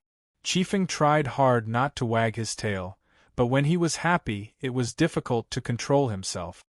His canines were smiling. This was the first time he had encountered something like this. It was the first time he had been together with so many people. He was very happy to experience such an atmosphere. During one of the performances, many people had to go up to offer their congratulations or perform. The most dazzling performance was Huimao and Lycrabe's duel, mechanical dance. When he heard the news that Lycrabe and Huimao were going to have a mechanical dance, Carrie looked at Lycrabe with a pitiful expression. Other people might not know Huimao's background, but he did, especially that mechanical form. Mechanical dance with such a strange creature? Wasn't that just asking for trouble? Originally, Scylla, Yudos, and Tang Qiuqiu were the only people who had seen these two monsters dance at Acerella's dance night in Sector F. Most people had never seen the atmosphere caused by these two guys' dance. Therefore, when Lycrabe and Huimao took their first step to the beat, everyone's attitude changed. Once again, Lycrabe displayed the aura of the Wolf King of Dance Night on stage. Although it was not as good as Huimao, who already had the upper hand in the first place, the duo's violent dance still caused the entire audience to reach a climax. Even the other team leaders who were only here to go through the motions couldn't help but exclaim in admiration. This time, the 6th Division had produced quite a few monsters. Even Nada and the others' eyes were in deep thought. There was no need to prove it by force. The great hall that was dyed by the unique aura was already silent. According to Dias, this wedding wasn't just a blessing for him and Asha, it was also a blessing for Lycrabe and Huimao's dance to become famous throughout Vanguard. It took a long time for the audience to realize that they were humans and not robots after watching the duo's violent dance. Although the current technology allowed robots to move no differently or even more smoothly than humans, the illusion of executing a programmed order lingered in everyone's mind for a long time. A feast was inevitable at a wedding, and there was no lack of gluttons in 6th Division, especially a certain white fatty who was running around with his feet wide open. Tico's little white was still nibbling on its carrot quietly, but its eyes would occasionally glance at Huimao, Qiuqiu and the others. Not long after the wedding, the A Squad sent out news that the riots at Sector S had officially subsided. The subsiding of the riots at Sector S did not mean the beginning of peace. Perhaps a bigger wave was slowly approaching. Chapter 184. Some time after Dias's wedding, the A Squad sent word that the B squadrons were to adjust their condition, stock up and inspect their equipment. The A Squad had personnel who would be testing their starships with the latest weapons. Due to the incident at Sector S, all 10 B squadrons temporarily returned to Vanguard's stronghold at Sector K, regardless of whether they were still on a mission or not. Vanguard B squadrons were all gathered together, which was a rare occurrence. Beaver, Yudi and the others had been watching from the sidelines when the A Squad sent over to equip the 6th Division with the new weapon system. The 6th Division's engineers were also watching carefully and seriously. After all, if they were to go out on a mission and something went wrong, there was no way the A Squad could come along and repair it. They would have to rely on themselves. Before this, the engineers and technicians of the 6th B Squadron had developed a few types of weapons and equipment based on those special ores. But this time, the A Squadron had developed something a little more sophisticated. They had modified the negative threats brought about by the previous weapon systems and increased their attack power and defense power, while also increasing their own stability by a lot. Huimao yawned after watching for a while. He could basically understand these weapon systems by scanning them from the side, so it was boring to be called here by the Miantuan to watch the weapon installation. Huimao stuck out his butt, stretched his back and licked his lip. Then, he decided to harass Silin at the lab. Right now, Silin, Lycrabe and Tico were producing antibiotics together. The news from the A Squad indicated that they were about to depart again, so they had to produce the antibiotics before they departed. After all, the experimental conditions on the starship couldn't compare to the conditions here, and there were a lot of restrictions. Lycrabe's eyelids twitched as he watched Huimao walk in openly and jump onto the lab table in front of him while holding a test tube in his hand. How the hell did this guy pass the system inspection and come in? This cat had truly given him too many blows. Every time he saw this bastard cat, he couldn't help but want to slap it a few times. However, Carrie once told him that if this cat didn't know how to be beaten voluntarily, he might not be able to draw the gray cat even if there were 10 of him. What a blow. I say, Lord Wheeze, are you here for an inspection? Huimao glanced at Lycrabe lazily and yawned. Where's Silin? The captain just went to look for him. Lycrabe took away the small bottles beside Huimao. This is not a place for you to play. Be careful of the liquid, it will hurt. Before Lycrabe could finish, Huimao curled his claws and grabbed one of the vials. He sniffed it and then handed it back to Lycrabe in disdain. Lycrabe shook his head helplessly and packed up the small bottles. Just as he was about to speak, Tico, who was in the sterile isolation room, started to rush him. Lycrabe took out the things he needed from the medicine cabinet. Beside him, there were 2 auxiliary robots helping to sort them out. Then, he placed them in the passage and sent them in after a few layers of scanning and sterilization. Alright, let's go out and play. I still need to continue with my experiment. After that, Lycrabe walked to a small room outside the sterile isolation room to change into his isolation suit. Huimao did not stay in the room and left with his tail wagging. Watching Huimao leave the laboratory, Lycrabe breathed a sigh of relief. What a worrisome guy. After Huimao came out, he was about to go to the captain's office to look for Silin. However, he ran into Shueqiu on the way and was called by Shueqiu to watch the fun. The so-called fun was Qifeng's awkward shooting. Carrie and Tang Qiuqiu were teaching Qifeng how to shoot. Qifeng's fingers were getting more and more flexible, and he was gradually accepting the way of life that belonged to humans. In addition to shooting, there was also the piloting of fighter jet. Qifeng and Tang Qiuqiu were learning how to pilot a fighter jet. Based on the current situation, the use of fighter jets might increase a lot in the future. As the main combat personnel, how could they not know how to pilot a fighter jet? They had to be familiar with it. If they made a mistake during a chaotic battle, not only would they lose their lives, they might even kill their comrade. Carrie pulled out the fatty who was secretly laughing in the corner and tossed him a gun. This was a gun used by beginners, and it was much simpler. It was a metal bullet type, and its recoil wasn't that strong either. After getting the toy, Shueqiu was no longer in the mood to laugh at Qifeng. He picked up the gun with difficulty and began to practice shooting. 5 minutes later, Huimao was lying on the shelf next to him and yawned again. He tilted his head and looked for a long time before saying, "Clumsy?" The fatty's round ears twitched as he turned to look at Huimao. "How much better do you think you are than me? At least I can still pick up a gun. What about you? You can't even pick up a gun with your claws, can you?" Huimao's ears flicked. He was obviously disdainful of this sentence. "Why would I need a gun?" He jumped down from the shelf and walked elegantly to Shueqiu's side with his head held high. He looked at the target in the distance and moved a few steps towards it. He turned back to look at Shueisha. Continue shooting. Shueisha didn't know what it was going to do. He raised the gun with his two chubby hands and shot. Huimao's tail also flicked at a speed that was hard to see with the naked eye. Beep, 10 points. The system's voice rang out. This was the first time Shueisha heard the system's voice after shooting for half a day. He hadn't even touched the side of the target before. Shueisha's mouth opened and closed repeatedly. He scratched his butt and head. You did this. Although Shueisha wasn't good at shooting, it didn't mean that he was stupid. On the contrary, his IQ was very high.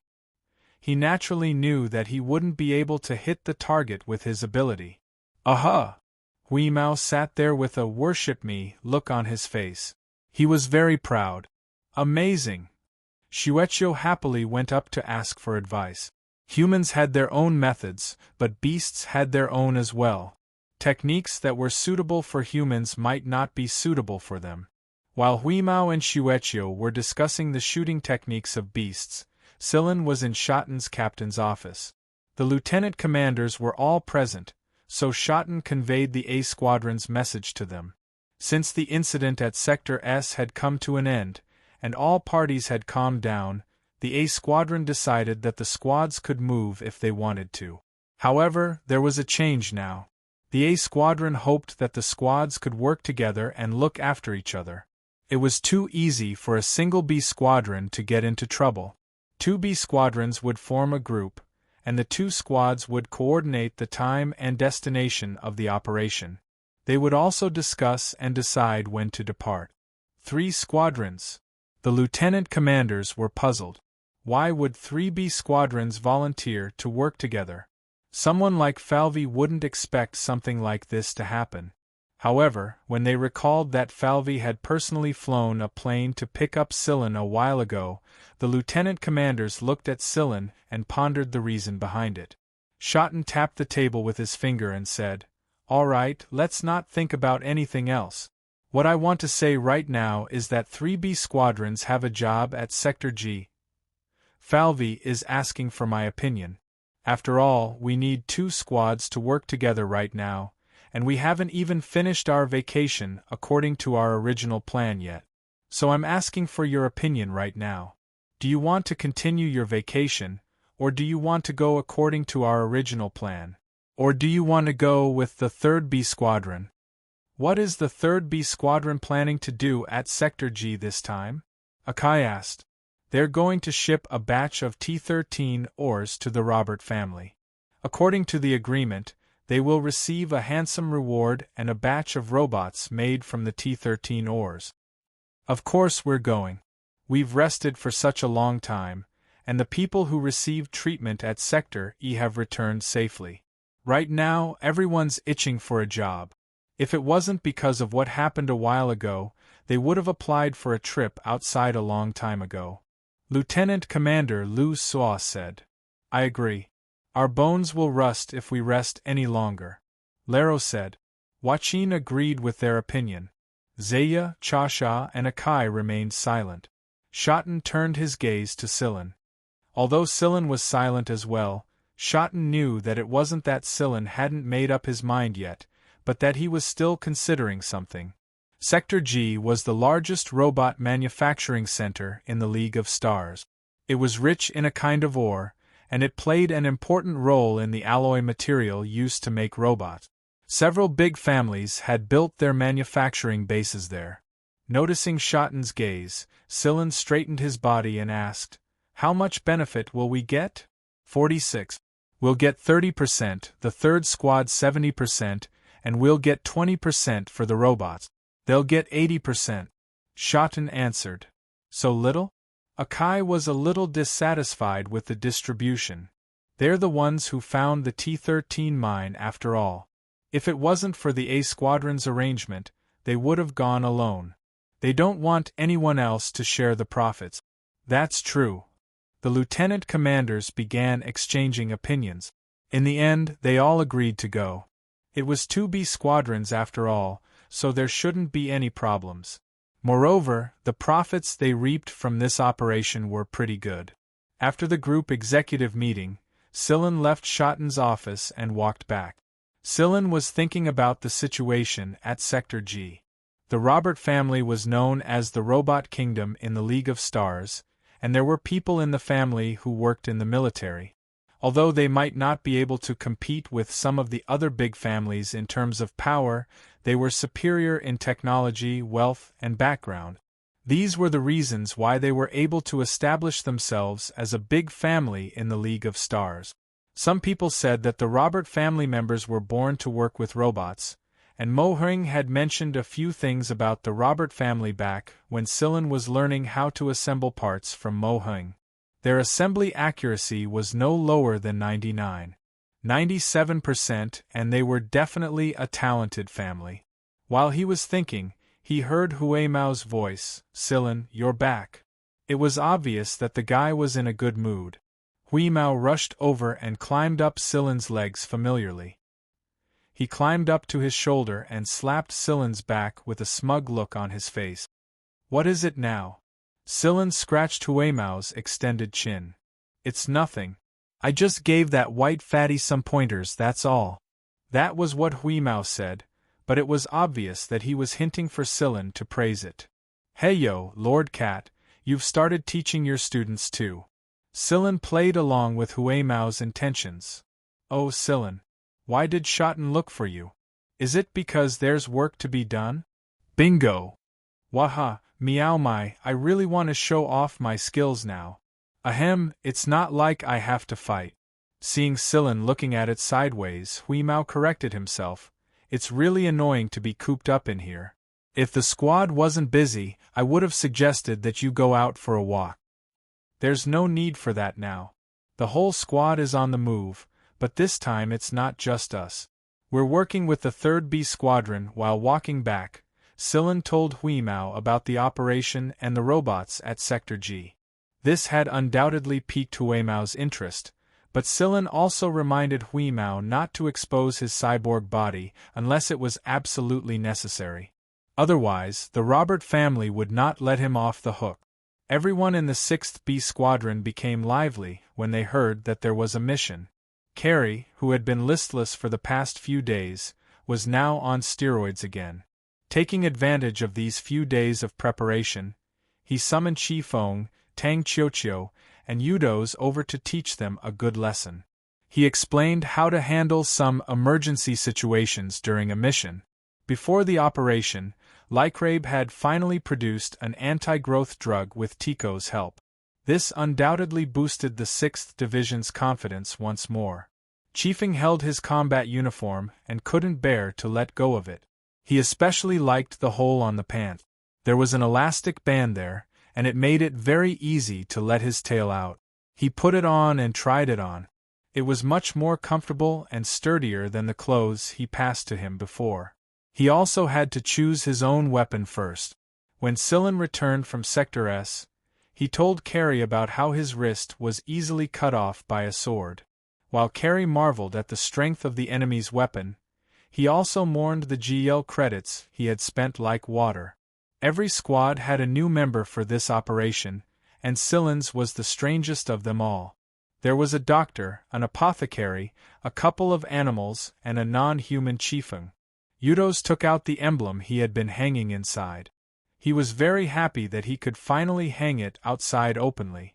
The rendezvous with Falvey was at the spaceport outside the planet. The spaceplanes from the 2B squadrons flew towards the few starships parked at the spaceport. The squad members followed their lieutenant commander and flew into the starship. The moment they returned to the familiar starship, Hui Mao immediately began his long-awaited territory patrol. This time, he brought Xueqia with him. The Miantuan and Whitey were standing on Xueqia's head. Whitey the rabbit was munching on a carrot while observing the surrounding scenery. It didn't need to walk anyway, so it looked pretty relaxed. Since Chiefeng was still young and unfamiliar with many things, he stayed in a small room at Silen's place for now. If anything happened, Silen would be able to help him. Xueqia was obviously staying with Tang Qiuqiu, and the White Rabbit was staying with Tico. But these animals would gather together to play every day, and the Mientuan was growing happier and happier. In the past, he was alone, and when he was thrown out by Yudi, he could only lie in a corner and sleep all by himself. Later on Huimao, then the white fatty Shuecho, and now the rabbit had joined them. Their army was growing stronger and stronger. Looking at the 4 animals lying there, and playing a holographic flying chess game, Yudos wiped his face. They've all become spirits, they've all become spirits. The small starships of the B squadrons had merged with their main starships, so there were only 2 starships belonging to the 3rd B Squadron and the 6th Division flying in space. Inside the main control room of the 3rd B Squadron's main ship, Falvey sat on a chair and stared at the screen in front of him. He was as silent as ever, and the screen was displaying a 2-dimensional linear star path map of Sector G, but Falvey's thoughts were not on it right now. The reason Falvey treated Scyllin differently was because Nada had told him some things about Scyllin that day, things that even Schotten didn't know about. Information about the 2 parasites and how to accurately control the decline and death of the parasite colony wasn't something that just anyone could do. Falvey had seen the specimens of the 2 parasites before, and he had heard the A Squadron's researchers' evaluation of the 2 parasites. Artificial, modified parasites were like terrifying weapons. They didn't need strong radiation energy or firepower, and if they were allowed to reproduce on a normal planet without implanting serial death genes that allowed them to perform programmed deaths at specific times like robots, they could destroy an entire planet in a serious case. Nada said that Scyllin might be the only person in Vanguard who could continue Comunidin's parasite code according to its original standards. It wasn't that Falvey didn't know the value of the parasite code. On the contrary, he knew its importance very well, especially after Nada's words. Right now, Falvey's opinion of Scyllin had changed a lot, and it was because of Nada's words that Falvey volunteered to cooperate with the 6th Division. That day, Nada looked at a document in her hands and said, "Azrael has Godfather, but as long as Vanguard exists, there may be an existence that is not inferior to Godfather in the future as well." This existence was Scyllin. While Falvey was thinking about Nada's evaluation of Scyllin, the existence Nada spoke of was sleeping soundly in his own bedroom. Previously, he thought that he would have to absorb the information left behind by Comunidin in that state of sleep, but this time it was because he stayed up all night with Yudi and Beaver to study the prison's defense system at Sector S, and the reason why Fog, Wusha, and Azrael were able to hack into the prison's defense system and paralyze it. For the next few days, Yudi and Beaver couldn't take it anymore. They stopped twice to replenish their energy, but Scyllin didn't stop even once. At that time, he only needed to close his eyes to be filled with densely packed programs and formulas. If someone were to listen to a couple of relevant numbers in Scylin's ears, he would immediately substitute the numbers into those complicated formulas and calculate the result. It was a conditioned reflex at the time. If it wasn't for Scyllin, there was no telling how long it would take for Yudi and Beaver to finish their research. Right now, Scyllin, Yudi and Beaver were all sleeping soundly on their own beds. They hadn't even cleaned their beards yet. Huimao jumped next to Scyllin, scratched Scylin's messy hair with his claws and sniffed it. It smelled weird. "How many days has it been since I washed my hair?" Sneezing in disgust, Huimao jumped onto Chifeng's little bed, grabbed Chifeng's tail and curled his body into a ball. Then, he too began to sleep. That chameleon said that the coming days might be harder, so he needed to conserve his strength. Yep, that's how he described it. Chapter 185. Their destination this time was the core planet of Sector G's Division F, Planet GF-100. It was medium in size, and although it was designated as the core planet of Division F, it wasn't actually a rank A planet in terms of habitability. Instead, it was a slightly worse rank B planet. The owner of Planet GF-100 was called Robert Friends, and he was also the person who negotiated the contract with Falvey. The Robert family was a famous robot family in the League of Stars, but in reality, there were less than 100 of them in total. Compared to the other famous families in the League of Stars, they could be said to be the outlier of the outliers. Unlike the other families, the Robert family rarely had servants, bodyguards, and so on. Instead, they had high-fidelity robots, and a lot of people couldn't tell whether they were human or robot even if they were standing in front of them. They could even fool some scanners. In the past, they only learned about the Robert family through electronic publications and other people's stories. But today, it was obvious that the people of the 3rd B Squadron and the 6th Division were speechless. The starship was docked at the spaceport outside the planet. Only most of the main combat personnel and a small number of support logistics personnel were heading there. Schotten had only brought 3 squads with him, and Silen's squad was one of them. Compared to Falvey's squad, Schotten's squad was a lot more low-key. After all, they could only be considered as companions, and they wouldn't steal the limelight. After they got off the spaceplane, Silen looked at the flock of birds flying across the sky. "Those are robot birds." Huimao wasn't bothered by the fact that these birds weren't carbon-based lifeforms. On the contrary, he was actually quite happy. As a rare species in the universe, its diet was very wide. Of course it could eat carbon-based birds, but robot birds could be its food as well. It wasn't bad to change up his diet every once in a while. You'd better restrain yourself. These robot birds can detect the disappearance of even one of their monitors, and it'll be hard to explain when they trace their tracks back to you. Silen poked Huimao's forehead with a finger. "I know, I'm just saying. Even if those robots speak, I'll pretend that I don't understand them." Huimao licked his claws and took a deep breath. What a familiar smell! The smell of machinery. The layout of this planet was similar to that of a planet with a level of habitability. In fact, it looked even more beautiful. After all, robots would not create a lot of household waste. On the vast grassland there were some people herding sheep. The grass was real grass and the sheep were real sheep. However, the people were not necessarily the same.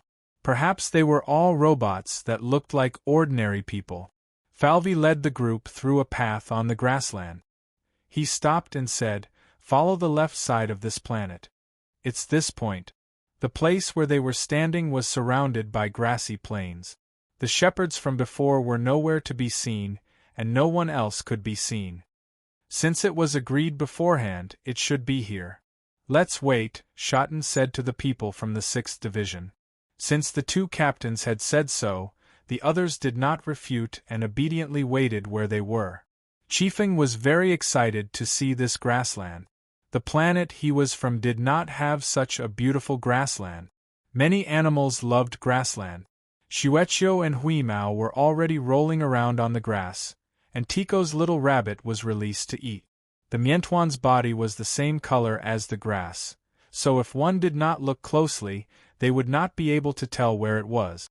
Actually, this planet was originally classified as a level B planet because of its lack of resources. However, under the influence of Robert Frenz and his mech kingdom, the classification gradually changed. After all, there are too few people on this planet to eat. Most people only need to absorb light energy, Schotten explained to the group. This is the surprising thing about the Robert family. Below this grassland is still the mech kingdom, Yudi said, looking at the screen of the scanner. After this planet was modified, it became Robert Frenz's kingdom, and Robert Frenz himself is the king of this planet. Listening to Schotten and Beaver's words, Silen also felt the movement coming from below the grassland. There was not much movement underground, and it could not be felt above the grassland. The reason why this grassland was so fertile was not only because of the light shield, but also because the original soil was barren. The nutrients needed for the growth of all kinds of plants were lacking, so the machines below had been constantly infusing nutrients into the soil.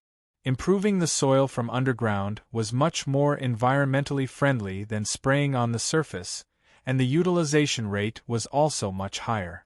This was also closer to the Robert family's standard of simulation. On the surface, it was closer to nature. However, modification was modification. No matter how realistic it was still modification. Once this modification stopped, everything would return to normal. The people of the Robert family loved to live in their own world. Not long after the group stopped, a flying car flew over from the distance. As it approached, it made a beautiful turn and stopped in the air in front of the group, slowly descending. A person walked out of the car. He looked very robust and had a warm smile on his face. After glancing at the people standing on the grassland, he walked straight towards Falvey. "Mr. Falvey, I'm really sorry to have kept you waiting for so long. The boss had some matters to attend to, so he couldn't make time to come over. I hope you don't mind," the man said loudly as he walked in front of Falvey and performed a noble's greeting. "My name is Carl. The boss sent me to pick you up." "Nice to meet you, Mr. Carl."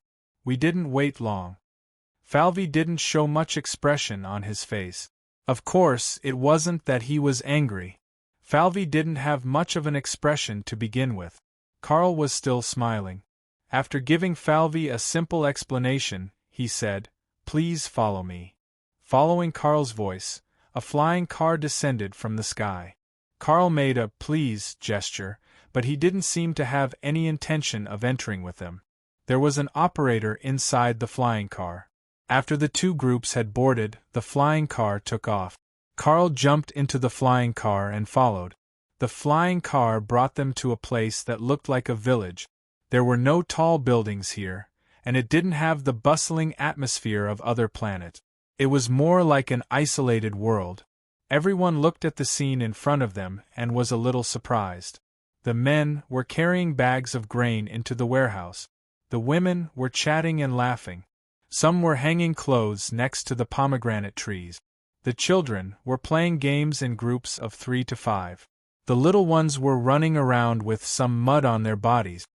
"These are all." Carrie was a little doubtful. "They are all robots," Yudi said. "They are all robots?" Tankukikia looked at everyone on both sides of the street curiously. These people were different from the robots she had seen before. This was too real. "Waff!" a child cried. A few children accidentally kicked another child when they were playing games. As a result, the child who was kicked didn't get the card he wanted. The sound of crying was really frightening, especially the tears that flowed from the eyes of the child, which made his face, which was originally covered in dirt, even more messy. Is this really a robot?" Carrie asked again. Yudi and Beaver didn't say anything. Because of the child's crying, a man walked out of the house and carried the child. He wiped the tears on the child's face and smiled. He took out a card and handed it to the child. Only then did the child, whose face was red from crying, stop crying and smile. Yudi and the others continued to stay silent. Even Shotten didn't make wild guesses now. Otherwise, he would lose face if he said something wrong. Carl, who was leading the way, only smiled when he saw this scene and continued to lead the way. When they walked past the chair that the child had been sitting on, Silen casually reached out and wiped a drop of the child's tear on the chair's handle. "What's wrong? What did you find?" Carrie came over and saw the liquid on Silen's hand. "Is that a tear?" Huimao, who was originally lying on Silen's shoulder, also became alert and stretched his neck over. Seeing this, Silen directly wiped some of the liquid on his finger on Huimao's beard. Huimao shook his head in disgust. "Water." "Yes, water. That's all," Silen said. Carrie didn't know how to react. "What do you mean?" Tico, who was wearing a white coat, came forward and explained. "If this is just water, then that child really is a robot. Human tears aren't just water. According to the types, there are basic, reflexive, emotional, and so on. For example, if you have dust in your eyes, you will cry, and the liquid in your eyes will clean the dust out. Another example is when you are sad or touched. They are all different, and the composition of the tear is different. Whether it's sodium, potassium, manganese, or other metals or enzymes, the composition of the tear will be different under different circumstances. This was the complexity of humans, unlike robots. Even if they behaved like robots, what they shed was just water. They wouldn't be as complicated as human tears. So that's how it is. Carrie nodded in understanding. Even so, the robots of the Robert family are really amazing. Yudi sighed. It was too real. The feeling of touch and the protruding veins on the arm of the man who was holding the child just now all felt real.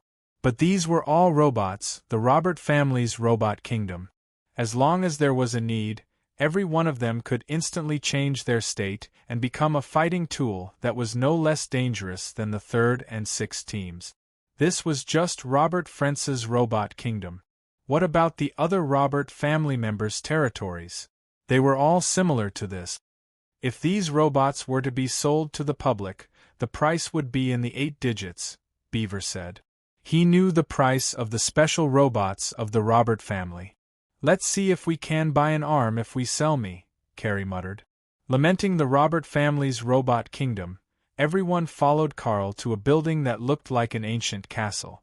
After entering, there were a few people wearing ancient knight uniforms standing on both sides of the aisle. When they saw Carl, they gave him an ancient salute. Inside the castle, there were a few people wearing knight uniforms. They were essentially robots. The robots in different positions were playing different roles. It was like a movie directed by Robert Frentz, and the people who came were all the characters in the movie. Humph, those 2 robots are talking bad about us. After walking away, Huimao said angrily in Silen's ear. Only Silen heard it. What did they say? Silen raised his hand and scratched Huimao's chin.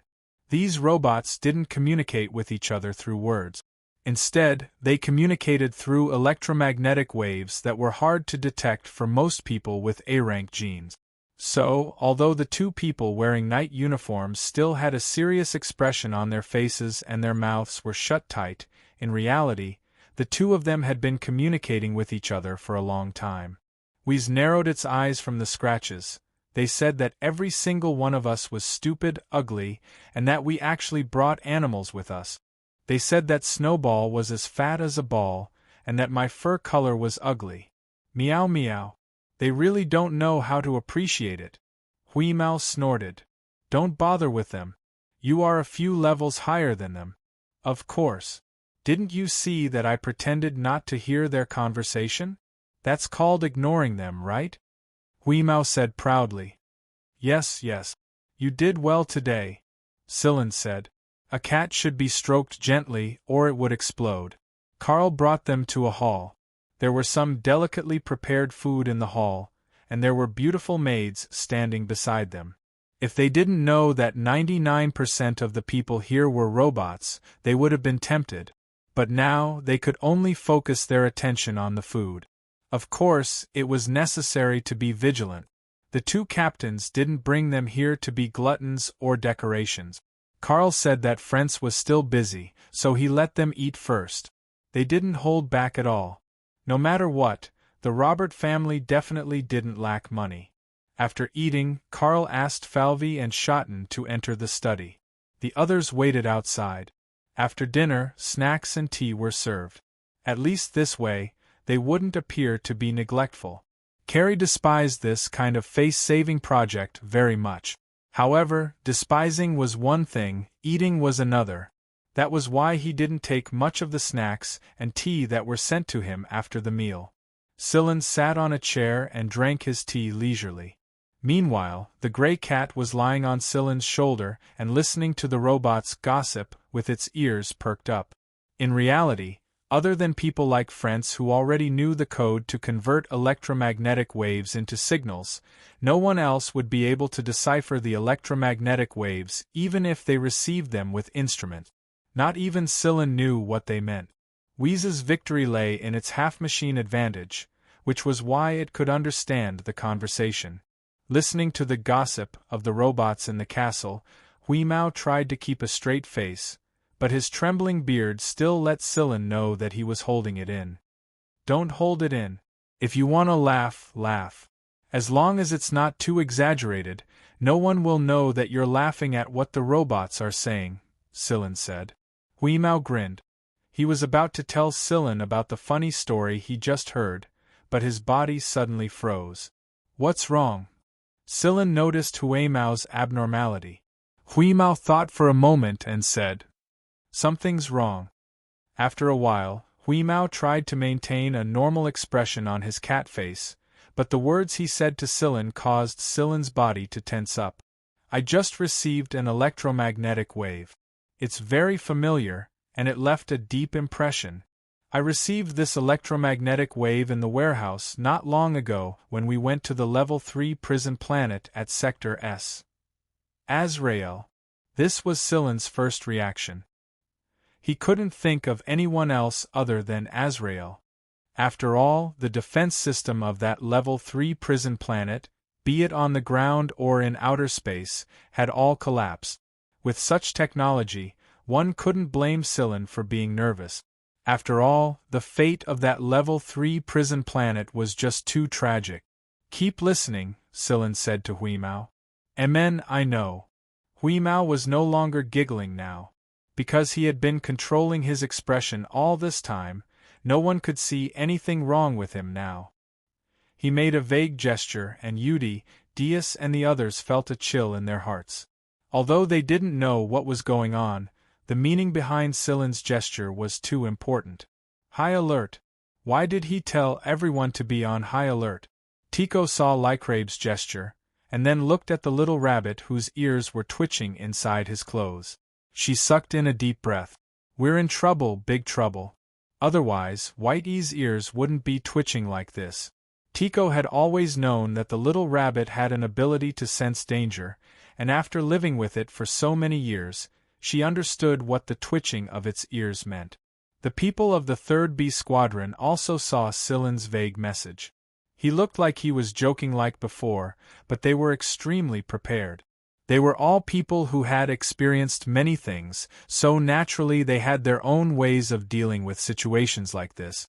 There were robot maids standing around them, so they couldn't make it too obvious. Chiefing ate the food on his plate in big mouthfuls. His pointy ears were perked up, and his tail was no longer wagging as he paid attention to the situation around him. Sillin stood up. Everyone around him looked at him and smiled at everyone. "I just received news about AT-13 mine, and he told me to inform the commander and Commander Falvey. I think they'll be able to increase our price a little." No one believed Sillin's words, but some of them could tell that the matter this time was related to the 2 commanders inside. The 2 commanders were in danger. "I'll go with you," Carrie said. It wasn't just Carrie. The lieutenant commanders of both squads here had expressed the intention to go with them, but Sillin refused. "No need, I'll go inform them.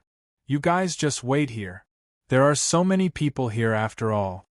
What he meant was that, if something happened, you guys would have to lead the team members here. If everyone went, it would be troublesome, and it would be easier for him to act alone. Hearing Sillin's words, the others did not insist. Yudos was a little nervous, but fortunately his head was lowered so that no one could see his nervousness. Beaver patted his shoulder and motioned for him to calm down. He looked up and smiled at Beaver. "I'm fine, I just choked." After taking a few deep breaths, Yudos had calmed down a lot. Sillin walked towards Frenz's study, and the maids showed no intention of stopping him. This puzzled Sillin greatly. That shouldn't be the case.